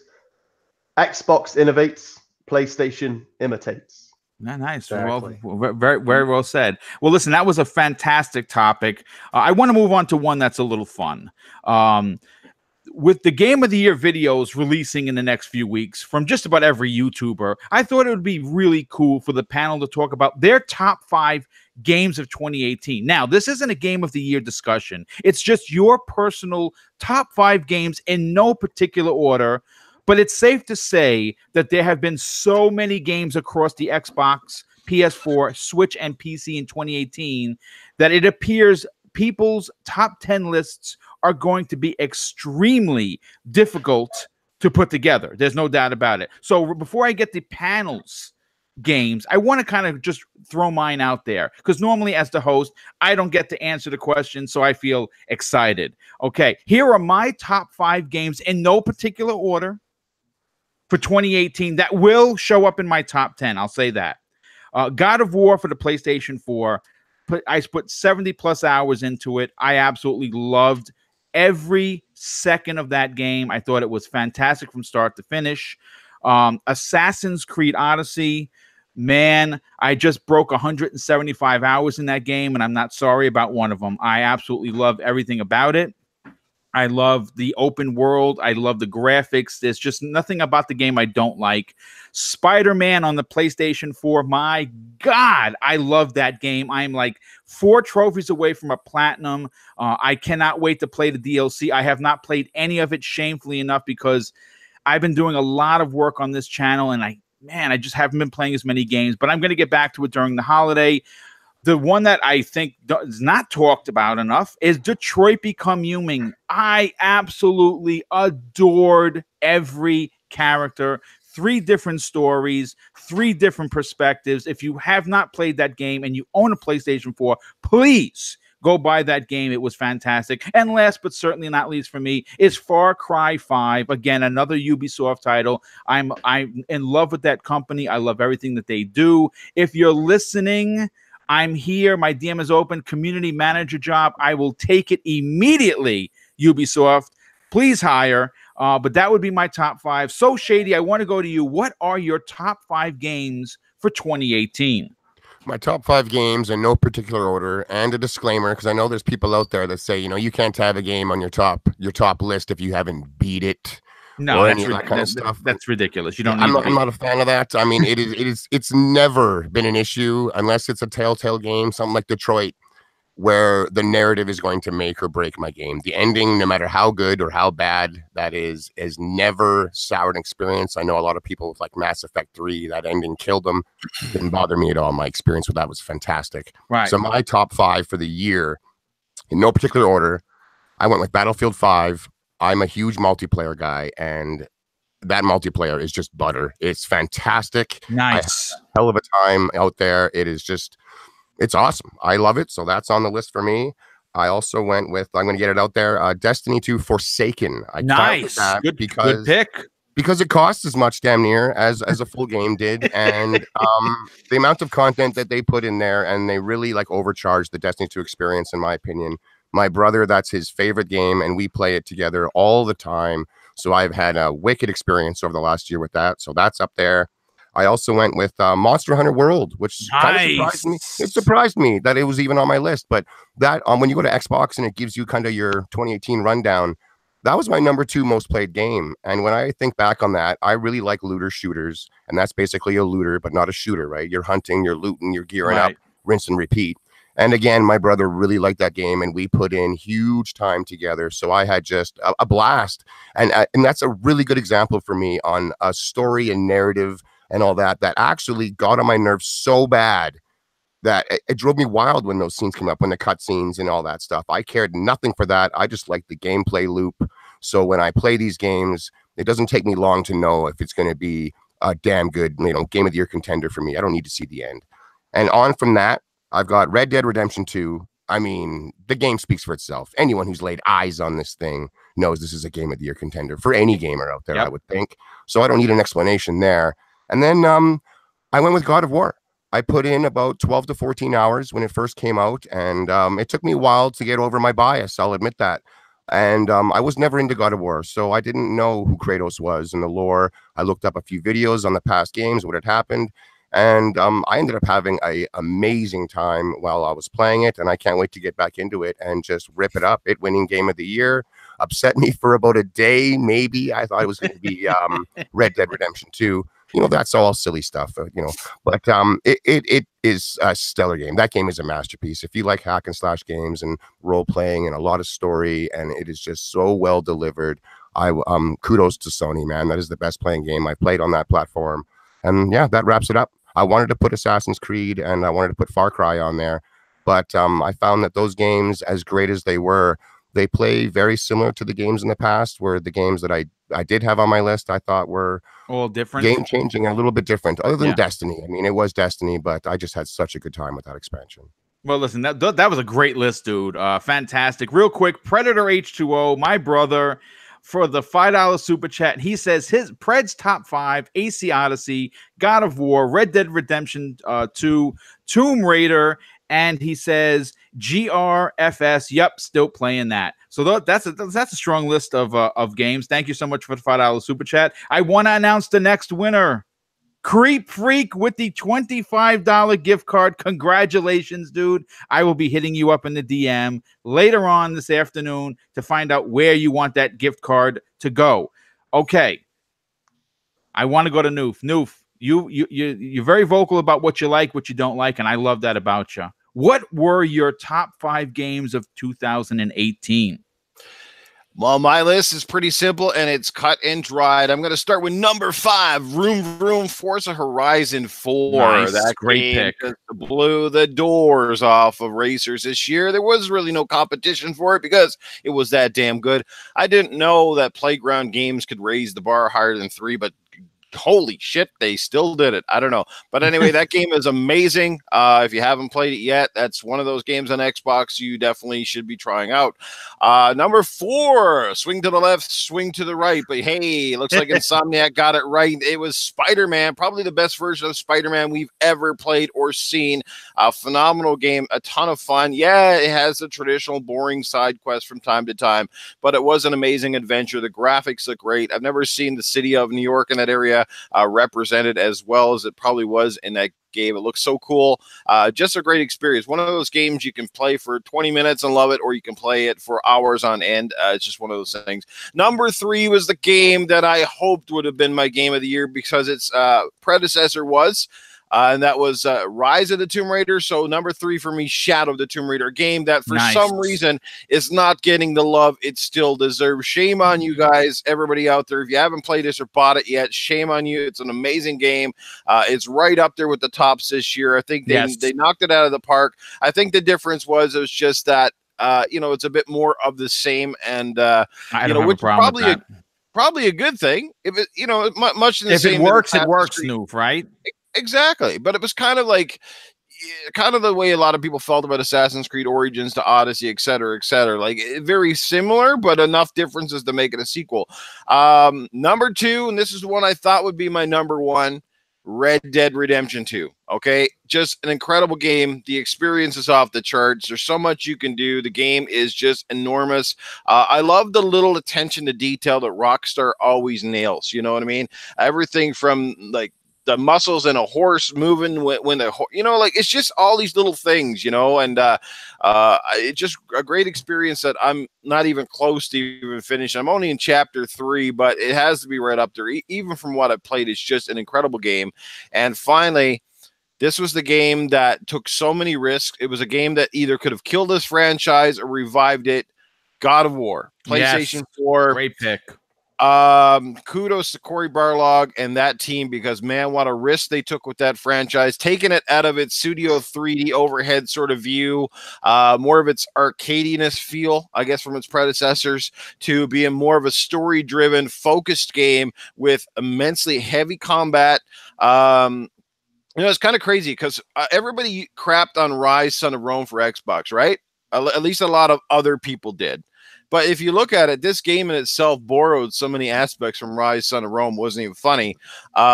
Even sort of like the camera angle and stuff felt a lot alike. But obviously God of War just did a lot of things right. Just an amazing game. Kratos came back. The boss fights in that were really awesome. If you haven't played it, there's just so many things that you're going to love. I mean, even from its epic opening boss fight right on through to the end. I did finish this one. It was a great ride. I'm actually playing it again right now as we speak. So I'm going to say it was my game of the year because it had so much expectations that lived up to them and blew them away. It's not against Red Dead. It's just, to me, Red Dead Redemption felt more like a next-gen version of the first Red Dead, which is not a bad thing. It's just, to me, and obviously it just became more, but it didn't really sort of raise the bar. And maybe that's because of the kind of genre it was wrapped up in. Like what can you do with a horse? What are you going to do? Put rockets on its ass and fly it across the screen, or bring in some alien spaceships or something? You know what I mean? So God of War, yes, takes my number one. As much as I know some of my Xbox brethren are ready to beat down my my house doors. No, listen, you like what you like, dude. There you go. Well, the great list, real quick. G-Man 1172 with the $100 super chat. My God, he's a Bronx brother. That is just very, very extremely generous of you. I am at a loss for words. His top 5 games are Spidey, Dead Cells, great pick, Forza Horizon 4, God of War, and Red Dead Redemption. All the best for the holidays, my Bronx brother. Brother, listen, dude, I cannot thank you enough. That is wow, dude, really just wow. But Primal, I want to get your take on this. Obviously everyone's been having good picks, and I want to hear yours. What are your top 5 games for 2018? Okay, it sounds like it's going to be difficult. It is difficult because there was a lot of games that had a lot of like memorable moments for me. I'm going to start with A Way Out. I really enjoyed playing this co-op game, and it nice. was really, That's really a great awesome. Pick. Came out very early. Yeah, it was great because only one person had to actually purchase the game, and then somebody else could download it and play with them. So that was really, really awesome. That was before a lot of people started sharing their Xboxes. And there was one scene within the first 5 minutes that almost made me want to restart the game and look at it again. If anybody's played this, you know what I'm talking about. Mm-hmm. My next one is going to be Shadow of the Tomb Raider. There was a point in the game where Lara became so badass, and it was just such a turning point that she turned into the Lara that we know today. Serial killer Laura. Right. I loved it. Shoot. Assassin's Creed Odyssey was a really big surprise for me. It wasn't like the other Assassin's Creeds. It felt like a completely different RPG. It was something I could really get into and customize how I wanted Cassandra to play. She's just so badass. If you guys play this game, you need to choose her, or at least try her first, or even second. And also having the whole Greek mythology, I am extremely into it, the history and the mythology of Greece. So this was such a great game for me to get into. Red Dead Redemption 2. That was something I never completely finished the first one, so I was a little iffy about going into this one without any knowledge. It was okay. It was completely okay. It was one of those games that the further in I got and the closer to the end I knew I was getting, I didn't want it to stop. I didn't want the story to end. I wanted it to keep on going and going. So that's when I might even go back and replay it, just because the story was so rich and the character development of Arthur just absolutely blew my mind. I even had my daughter was sitting there with like popcorn watching it like a movie as I'm playing through, and afterwards we ended up going through all these Western movies to try and watch. let me think. I think I have one more. Shoot. This is Hellblade. Hellblade was so great just because it was pleasing visually, and the Told a audio real was complex, absolutely, deep story, man. yeah, the everything about it, you actually genuinely cared about Senua. You Yeah, she wanted did. her to keep going, but it was really scary to keep her going because you could almost feel the fear that she had. You heard it, you felt it. It was just a game that you could really be into and completely immersed by it. So yeah, those are my top 5. I could probably list a few more, but Yeah, no, yeah. that's a very strong list. A lot of games that people forget about, and glad that you brought him up on the show. Real quick, I want to say the next winner, and he's never here in the live chat, so this is really nice to see him pull off the W. Jago Coogan with the W for the $25 gift card. Congratulations, dude. He's usually working, but he was able to get into the chat today, and he pulled off the W. Congratulations. I'll be hitting you up later on. Welsh, I want to get your particular top 5 because 2018, my God, what a year for gaming. I'm still excited, and we have a couple of days. We got about a week left, 10 days or so of the rest of the year. But, man, it has been really one heck of a year for gaming. What were your top 5 in no particular order? Right, this is actually in no particular order because I think if I stopped to do it in an order, I'd have been here all day because I really have had fun with these games. But again, no particular order. I'm just throwing this one out. Red Dead Redemption 2 is probably the obvious choice. It's probably on, I'd say it's got to be on most people's top 5 for the reason being it was just a visual and narrative masterclass in game development and set the bar so high for me for what to expect from future open world games, right down to the 4K bollocks on the horse. You could see every hair on the balls. and then don't get me started. I imagine Primal Eve will agree with me here, but every time Arthur Morgan talked, I was getting a little bit. Well, I was close to swinging the other way. I love it. So are you saying that she was getting moist? Is that what you're implying, sir? I didn't want to be the one to say it, but yes, I am. Have you seen the size of the balls on that horse there, Welsh? That's fantastic. That's a very good impression. But honestly, Red Dead Redemption 2, it's what a phenomenal game. I finished it. I'm currently like back and forth with the online beta. Just a great game, and I hope to see games look at that as like the standard to follow when it comes to creating an immersive and amazing story-filled open world. Brilliant game. Next on my list is the 1 minute I want to cry, 1 minute I want to punch a brick wall. Ashen. I really have enjoyed my time with Ashen. I still haven't finished it. I got maybe 1 or 2. Maybe I think I'm actually on the last big boss. It's very difficult. It's a toughie, but I have had a lot of fun with that game. A lot of people have told me it's like Dark Souls. I've never really played a Dark Souls game before, but I probably won't ever now that I've played Ashen because Ashen was the biggest kick. Are you playing that co-op? Are you playing that co-op with a buddy, or are you running through it alone? Up until right now, I've been doing it alone, but I'm gonna probably have to buddy up with someone for what's left because it is except that I'm finding it really hard. I'm dying all the time. It's a headbanger.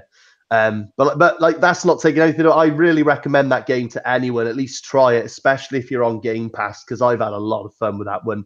And even though it's only been out a couple of weeks, I had to put it in my top 5 because I've really enjoyed it. Next on my list, I've got State of Decay 2. Now, this one, if anyone knows me, is the most obvious choice for me. Yes. This is probably, I'd say, even after the gushing I just gave Red Dead 2, this is probably my number 1 on my list for the simple reason being I am a zombie slag. Literally, I am soaking wet for zombies as much as humanly possible. I'm a Walking Dead fanboy, whether it be the TV show or the Telltale games. I love zombies, and for me, my ultimate fantasy as a fan of zombies is what would I do in the zombie apocalypse? How would I farm for crops? Would I recruit people? Would I send them away? If someone got bit, would I save them? Would I shoot them? All the questions that you throw your way after watching a show like Walking Dead, State of Decay 2 allows you to actually do. It's got its issues. It can only get better with time. The first one was awesome. The second one was a huge step above. I can't wait to see how the franchise progresses. But State of Decay 2 is absolutely amazing, and I thoroughly enjoy that game. I can always go back to it and have a good time. I am a zombie freaking nerd, man. Next on my list is Far Cry 5. Not a whole lot to say about Far Cry 5 other than just I love Far Cry. I don't know what it is about it. Me too. I love it. I just love diving in, the bow and arrow, the ability to do stealth, all the plethora of options when it comes to the guns and the open world, and I love it. I can't explain why. It does what a lot of other games are doing, to be perfectly honest. Like, you know, you could compare it to Ghost Recon Wildlands, you could compare it to maybe another one, but I just loved Far Cry 5, had a lot of fun with that game, especially playing co-op with my friends. Brilliant game, highly recommend. And last on my list, but not least, Sea of Thieves. I've had a lot of fun with that one. Okay, I know. strong pick. I love Sea of Thieves. I absolutely love Sea of Thieves. I haven't put nearly as much time on it as I probably would have liked, but the amount of times I have gone on it with just 4 buddies, like just manning a ship, it just and I can't wait for the next installment, the next like patch or update they're doing. It's kind of like a PUBG-esque thing they're going to be doing, where you're thrown in a server with like 20 ships and you're all going after the same treasure and butting heads and shooting each other, and it's going to be absolutely phenomenal. But I love that game. It's a great co-op experience, visually absolutely stunning, a great poster for the Xbox One X. I mean, did you guys see that water? Yeah. That water, man. No, absolutely amazing. That's all I can really say. I gave it a bit of thought, but those are my 5. Really strong picks. I am very happy that everyone has, like, if you look at everyone's, it's kind of different. I kind of really dig that everyone is picking different games. Jay, before I get to you, I want to announce the last winner of the $25 gift card. Fastback with the last minute win. Congratulations, dude. He's always there supporting the channel, and that's it. I've given out all the prizes. I'm very happy with everyone that won. Sorry if you didn't. Like I said, I tried to make as many prizes. My wife and I try to, we took all of my YouTube earnings from November and we spent it all on this particular stuff because we wanted to give back to the community. So it was our way of saying thank you. So congratulations to all the winners. Jay, I want to get your top 5 games of 2018. There's a lot to pick. Everyone had fantastic lists, but what is yours? This was probably the hardest question for me to even come up with because... Hey, Boom, sorry, UK Dazzler says you should check your DMs like right now. Oh, I apologize. Let me do that. All right. Thank you, sir.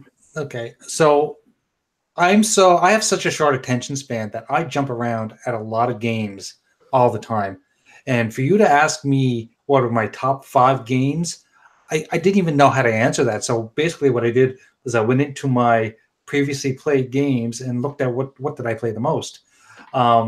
A lot of my games are very similar to what other people have played. So, for instance, one of my top played games was Forza Horizon 4. A phenomenal game. If you haven't played that, I don't know what you're doing, because if you have got an Xbox and you like beauty and you like excitement, you should play Forza Horizon 4. Yes. Red Dead Redemption 2. Okay, I'm also going to explain that I haven't finished all these games, but I play them a lot. And just because of my busy schedule, I don't get a lot of time to just sit down and play for hours. Between this and doing graphics for people, it's a busy day. So Red Dead Redemption 2 is another game that I played quite a lot of. Really enjoy that game. It's an absolute marvel to even just watch and to see what they've accomplished with this game. It's almost like this is next level. This is next gen. But we're getting a little glimpse of what next gen is going to be. Nice. So another game that's a phenomenal. One game that people haven't put on their list, and probably because they're not as big of a fighting fan as I am.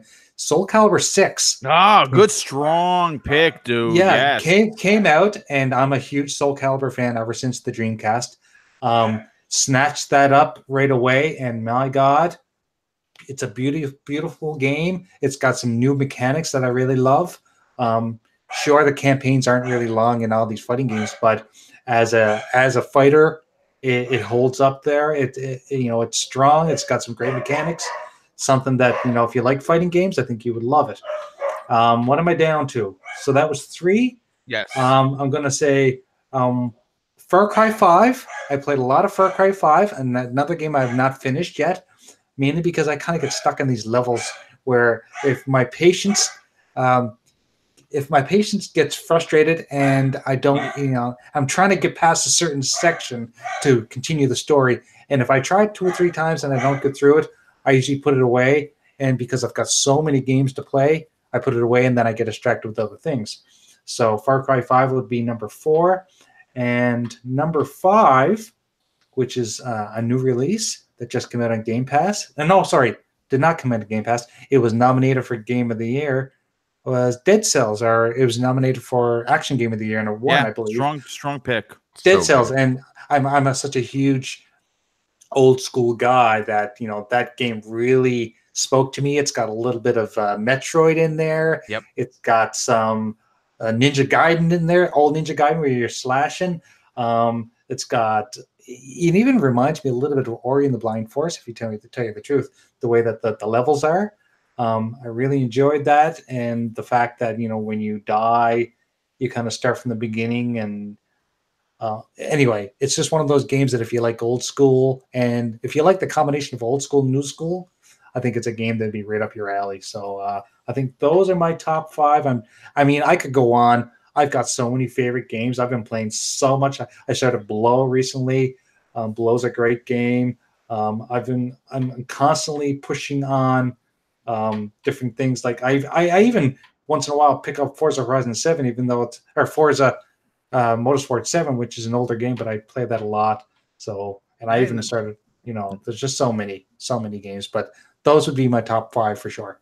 Well, real, very, very strong pick. The panel really knocked it out of the park on this particular topic. I want to move on to the next one. We're probably not going to spend a lot on this particular subject, but it's important to me. It may be important to a lot of people in the chat. So let me just talk about it. In a story that I pulled from VentureBeat.com, Super Smash Bros. Ultimate sells 3 million copies in the U.S. in 11 days. And truthfully, I'm so happy for Nintendo and its millions of fans.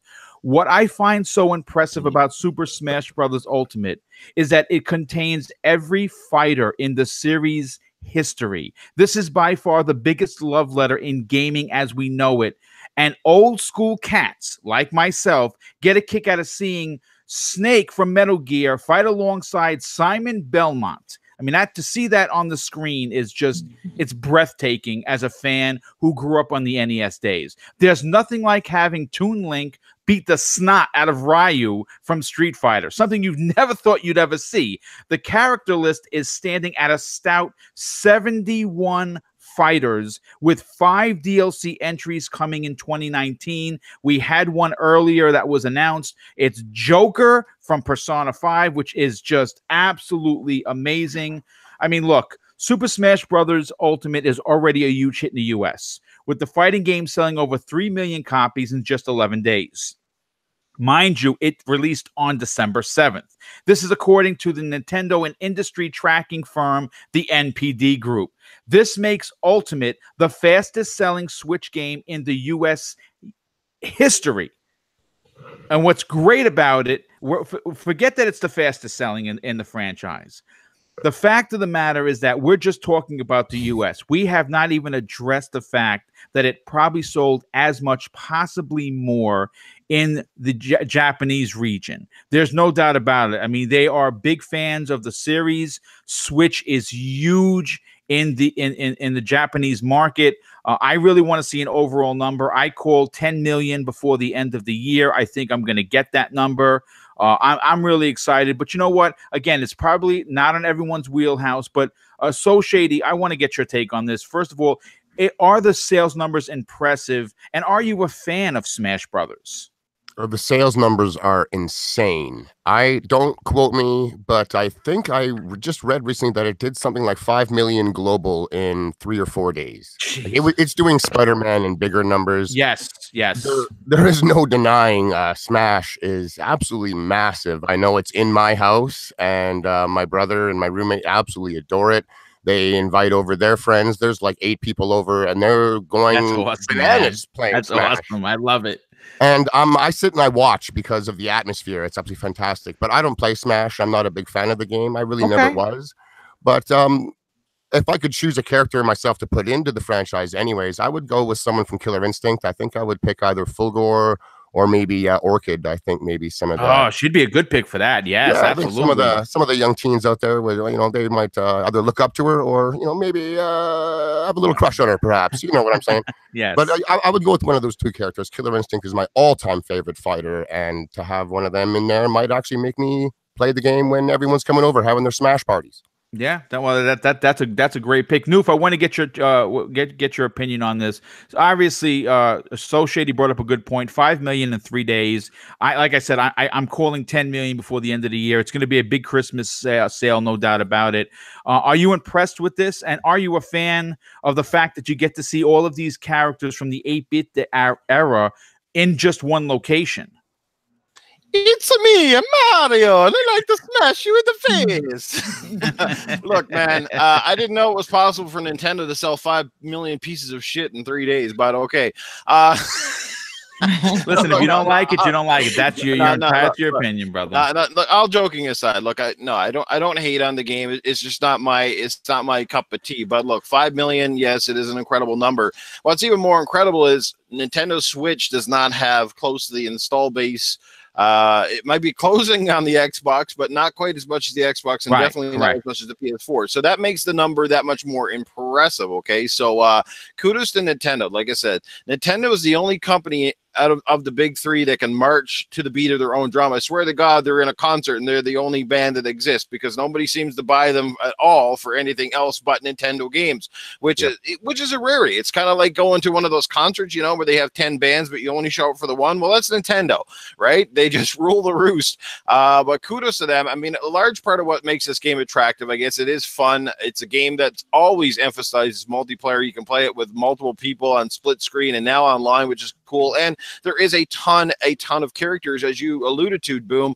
It's not only a great throwback to the Smash Brothers games of the past, but it also has characters, iconic characters from other companies and franchises rolled into the game, which sort of makes it a little bit of a, you know, a nostalgia and a throwback to a lot of gaming in general. So kudos to Nintendo on another big hit. It's going to be a big hit for a long time until it probably gets remastered or some crap and comes out with another 4K version for Switch 2 or something like that. But kudos to them. Like I said, I'm not a huge fan. It's not something that I can see myself buying unless it's dirt cheap, and maybe I pick it up and give it a whirl once in a while. But like I said, it's cool and good on Nintendo. Switch is riding a phenomenal wave of success, and they needed a game like this year because they didn't have a lot to go with. Switch kind of had a bit of a run-of-the-mill ho-hum sort of year. I mean, what came up besides that? You had the Mario Tennis Aces, you had the Mario Party, and then basically this, which certainly are good titles, but not on the level of Breath of the Wild or Mario Odyssey. So cool on Nintendo, and good on the fans for picking it up. Yeah, well, that's great point. Eve, I want to get your point on this. You know, by comparison, Mario Kart 8 Deluxe, which is an incredible game, was the console's top seller with 5 million copies sold, and that game launched in April of 2017. And it confirmed that Smash has just basically knocked the doors off of that car. What are your takeaways on how impressive this is for Nintendo and its fans? It is pretty amazing, but as far as I remember, there hasn't been an unsuccessful Smash Brothers. That's correct. Very good point. Every single year, it's always been either Mario Kart or Smash Brothers, and I remember that always being the top sellers for Nintendo when I used to work in the video game retail industry. But yeah, me personally, I haven't played one since the GameCube, so it's definitely been a while. I might have touched it on the Wii for maybe 20 minutes or something. But I really think it's awesome about all the characters coming in. If I had a Switch, I think I would pick it up just to have Cloud from Final Fantasy VII and Bayonetta. Yes. I would really like to use them. Like that would be That's so cool. awesome. And it makes me wish that there were more games that would integrate more characters from other games, because there's going to be somebody out there who's going to be like, oh, like Geralt in Soul Calibur. Yes. There were so many people who just bought that so that they could play as him. Like, yeah, I great really point. wish other games would do that more. So I this is awesome for Nintendo. I congratulate them, but for me, it's not a big surprise. It's almost expected at this point to have all the Smash Brothers be top sellers. Wow, actually, really great points. Welsh, I want to get your point on this. Smash Brothers over 5 million sold. I'm calling 10. I think it's going to be. I think it's going to surpass even that. And we're just talking about the month of December. We don't know how much more this is going to sell as the DLC characters come out. The console as well as the as the game is going to sell. What are your takeaways on the amount of sales on this particular game? Like I don't keep this a state secret. I'm a very transparent guy. I'm an Xbox dude. I love my Xbox and I'm a big Xbox fan. But first and foremost, I am a gamer and I love anything gaming and I love to commend anything that goes well in the industry. And that goes for PlayStation, Nintendo, Xbox, anything. It truly fascinates me and puts a smile on my face, because the more successful all these platforms are, the more gaming is on the map for everyone to see. And this is just another one of those things. It's like, I'd certainly be happy if Halo Infinite got those numbers within 3 or 4 days. So why the hell shouldn't I be happy that Smash Brothers has? Even though personally I've never played a Smash Brothers game, I'm not well, you can clearly say I'm not a fan of Smash Brothers games, as I've never played one. But I think it's incredible, and I think it's awesome that they have all those fighters. Eve just said then that like it'll have that appeal on people. Like some people might buy a Switch and that game just to play as a certain character, which is cool.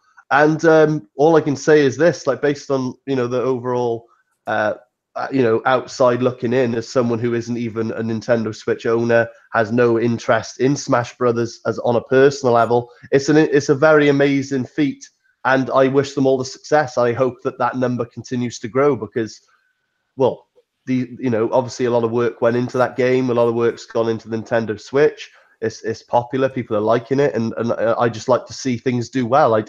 I certainly don't want it to fail, so I hope it has more success in the future moving forward.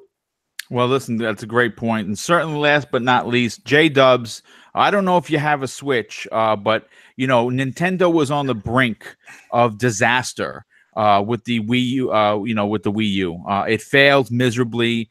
And a lot of people call the Switch a risk, and it's one of those risks that paid off in dividends. But Smash Brothers, they could have just released an HD version of the old one, and it would have sold. This one, they went back into every character on every Smash has ever been in, including new characters.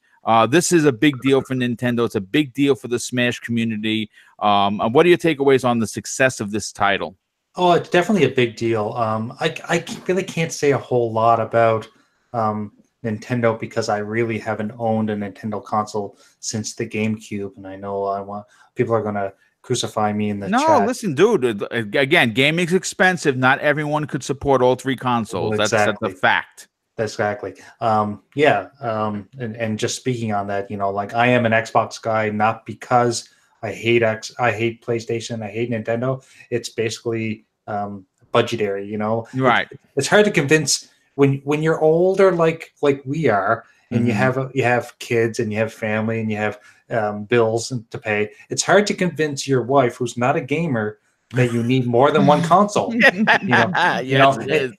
bad enough that right now, looking at all of my Xboxes, right next to me, I have an S and an OG regular Xbox sitting next to me. In the living room, I have an X. Down the basement, I have an X and a 360. It's hard to convince my wife that I need more consoles, because I have quite a bit of Xboxes, right? Yeah.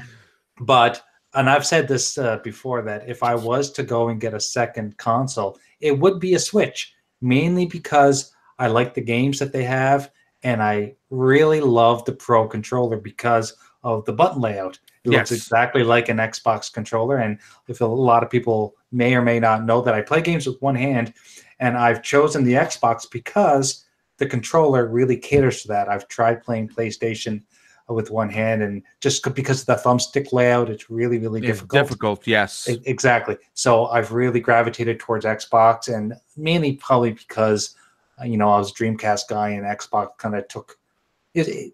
In a way, Xbox was kind of like the Dreamcast too, in a way, because they had a lot of the same type of games. So a lot of the ports came over that way too. So, yeah. So as for the success of Smash Brothers, I'm happy to hear that Nintendo's doing so well with their console. Maybe in the new year, if Jay can afford it, he may be picking up a Switch because of a lot of the games. Smash Brothers in particular, probably not the game that I would be buying it for, but there are a lot of really great games coming out for Switch. Didn't they just recently announce what was the Marvel Alliance? Yeah, Marvel Alliance, Ultimate Alliance 3. Exactly. I cannot wait, dude. Exactly. That's an exclusive, that in my eyes is a reason to want to buy a Switch. Sell all your other old Xbox consoles and go buy a Switch. Yeah, and believe me, because I've also wanted really badly to play the new Zelda. I've really wanted to play the new Mario Brothers. I'll have a chance to play those games if I get it. But like I said, I have to convince my wife that I need more video games in my life, and that's going to be a hard battle. Well, listen, real quick before we, obviously, I want to do some outros. I had a ton of other topics, but obviously, everyone's, having a lot of people on the panel. Sometimes we can't get to them all. But real quick, two things. One, UK Dazrus with the $5 super chat. He says every show with Boom is great. It's our pleasure to support. Thank you. I appreciate that. And P.S. Primal, I will marry you one day. Yes. I know you had to put that in. Real quick, I also want to talk about someone that was in the chat. I've and UK Dazrus brought this up to me because and I want to support them because they are community. They have been in the community for quite a while. Dave Sweeps has doled out many of gift cards. I was the recipient of one of those $50 gift cards at a time where I kind of needed the money. And it's like I said, I didn't know who they were. I just put my, I joined the contest and I won. They are legit folks. They are not phony. They don't try to take any money from people. I've had them as a sponsor on this show, and I would not have done that if I didn't feel I could trust them. So again, if when you see the contests out there with Dave Sweeps, they absolutely are legit. But you know what? Before I get into the outros, I also just want to congratulate all of the winners by names once again.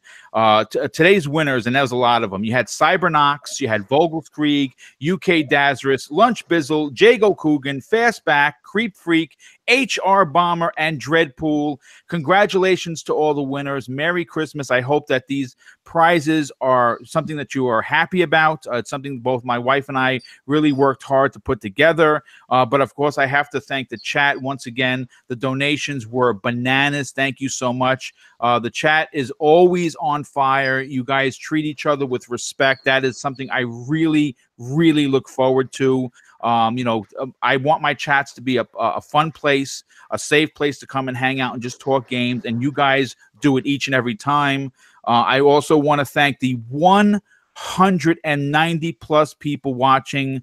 My God, we broke records today. I've never thought I'd even be close to 200 watching live, and that happened today. So a big thank you for everyone. And of course, my panel, everyone that's on this panel, I really have an affection for. I could not imagine having anyone else do this special show. So let's get to the outro. So Shady, listen, dude, let me just say this. I love defending you on Twitter. I love the way you come to the defense of others. I love the way you bring it to every time that you're on RDX. I think that you have a lot of important things to say. I think that you're an important part of that particular program. I want to thank you so much for hanging out today on this Christmas with Boom. Please tell everyone where they could follow you and where they can listen to you on RDX. Thank you very much, Boom. It has been nothing but a pleasure to share my time with you guys and your audience that you've built up over the time you've been doing this, man. It's very impressive. I like to see it.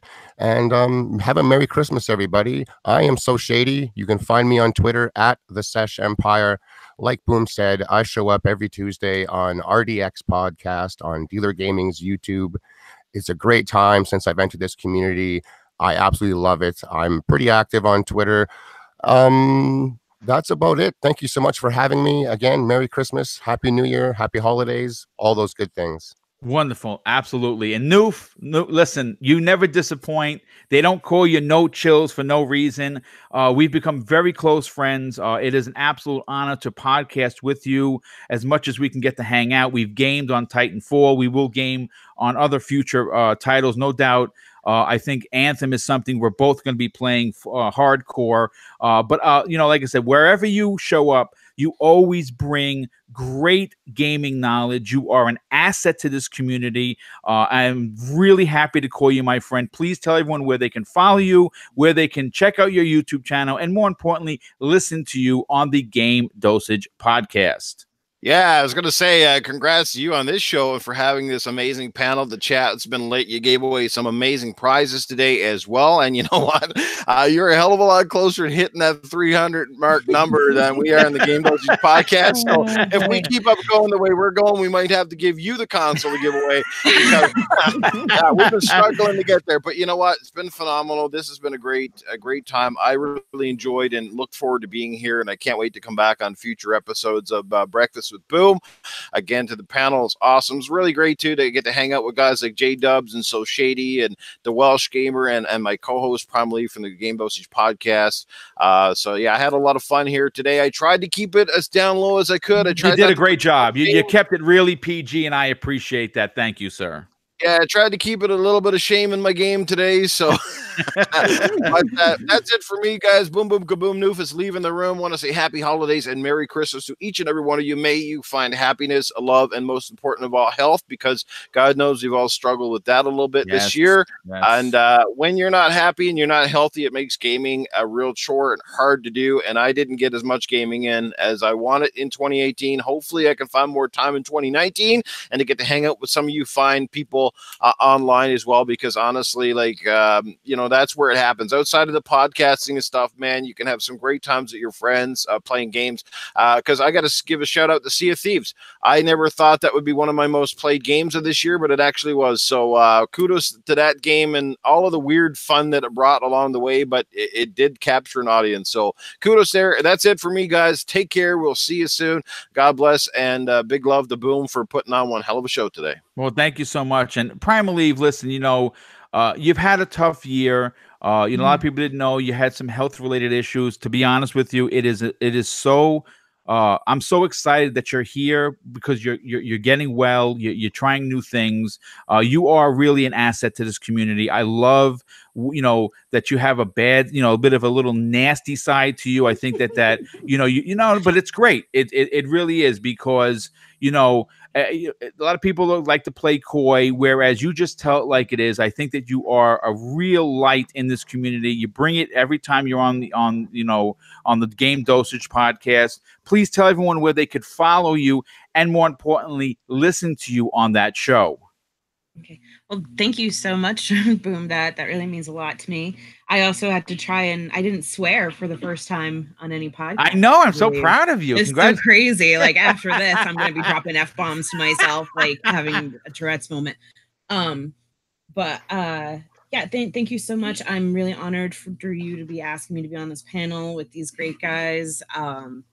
And this chat is so amazing. I love talking to you guys, even sometimes when it gets a little off topic, but it's still a great time. If you guys want to listen to me, I am on the Game Dosage podcast with Noof Nukem. And we are going on a little hiatus, but you can always check out some of our older episodes. Absolutely. And then if you want to follow me, I am on Twitter at Primal Eve. And I'm also on Xbox as Primal Eve. I will play anything that I have available. There's no games that I will say no to normally. And then, yeah, I already know. Oh man, and I'm seeing things as well in the chat. Thank you guys for all of your comments. And I'm also on the PlayStation, but I do not do as many multiplayer. Follow the It's a snail single trail. player thing. Okay. Yes. And I'm also Primal Leave on there. See, there's no way I could do an outro on any podcast without anybody getting involved and making me lose my Chain of thoughts. Yes. Thank you. Thank you. Somebody Well, said listen. train. Right? Well, listen, Eve, it was a pleasure to have you. Like I you. said, it's always great to have you on the show. You always have a lot to say, and it was awesome today.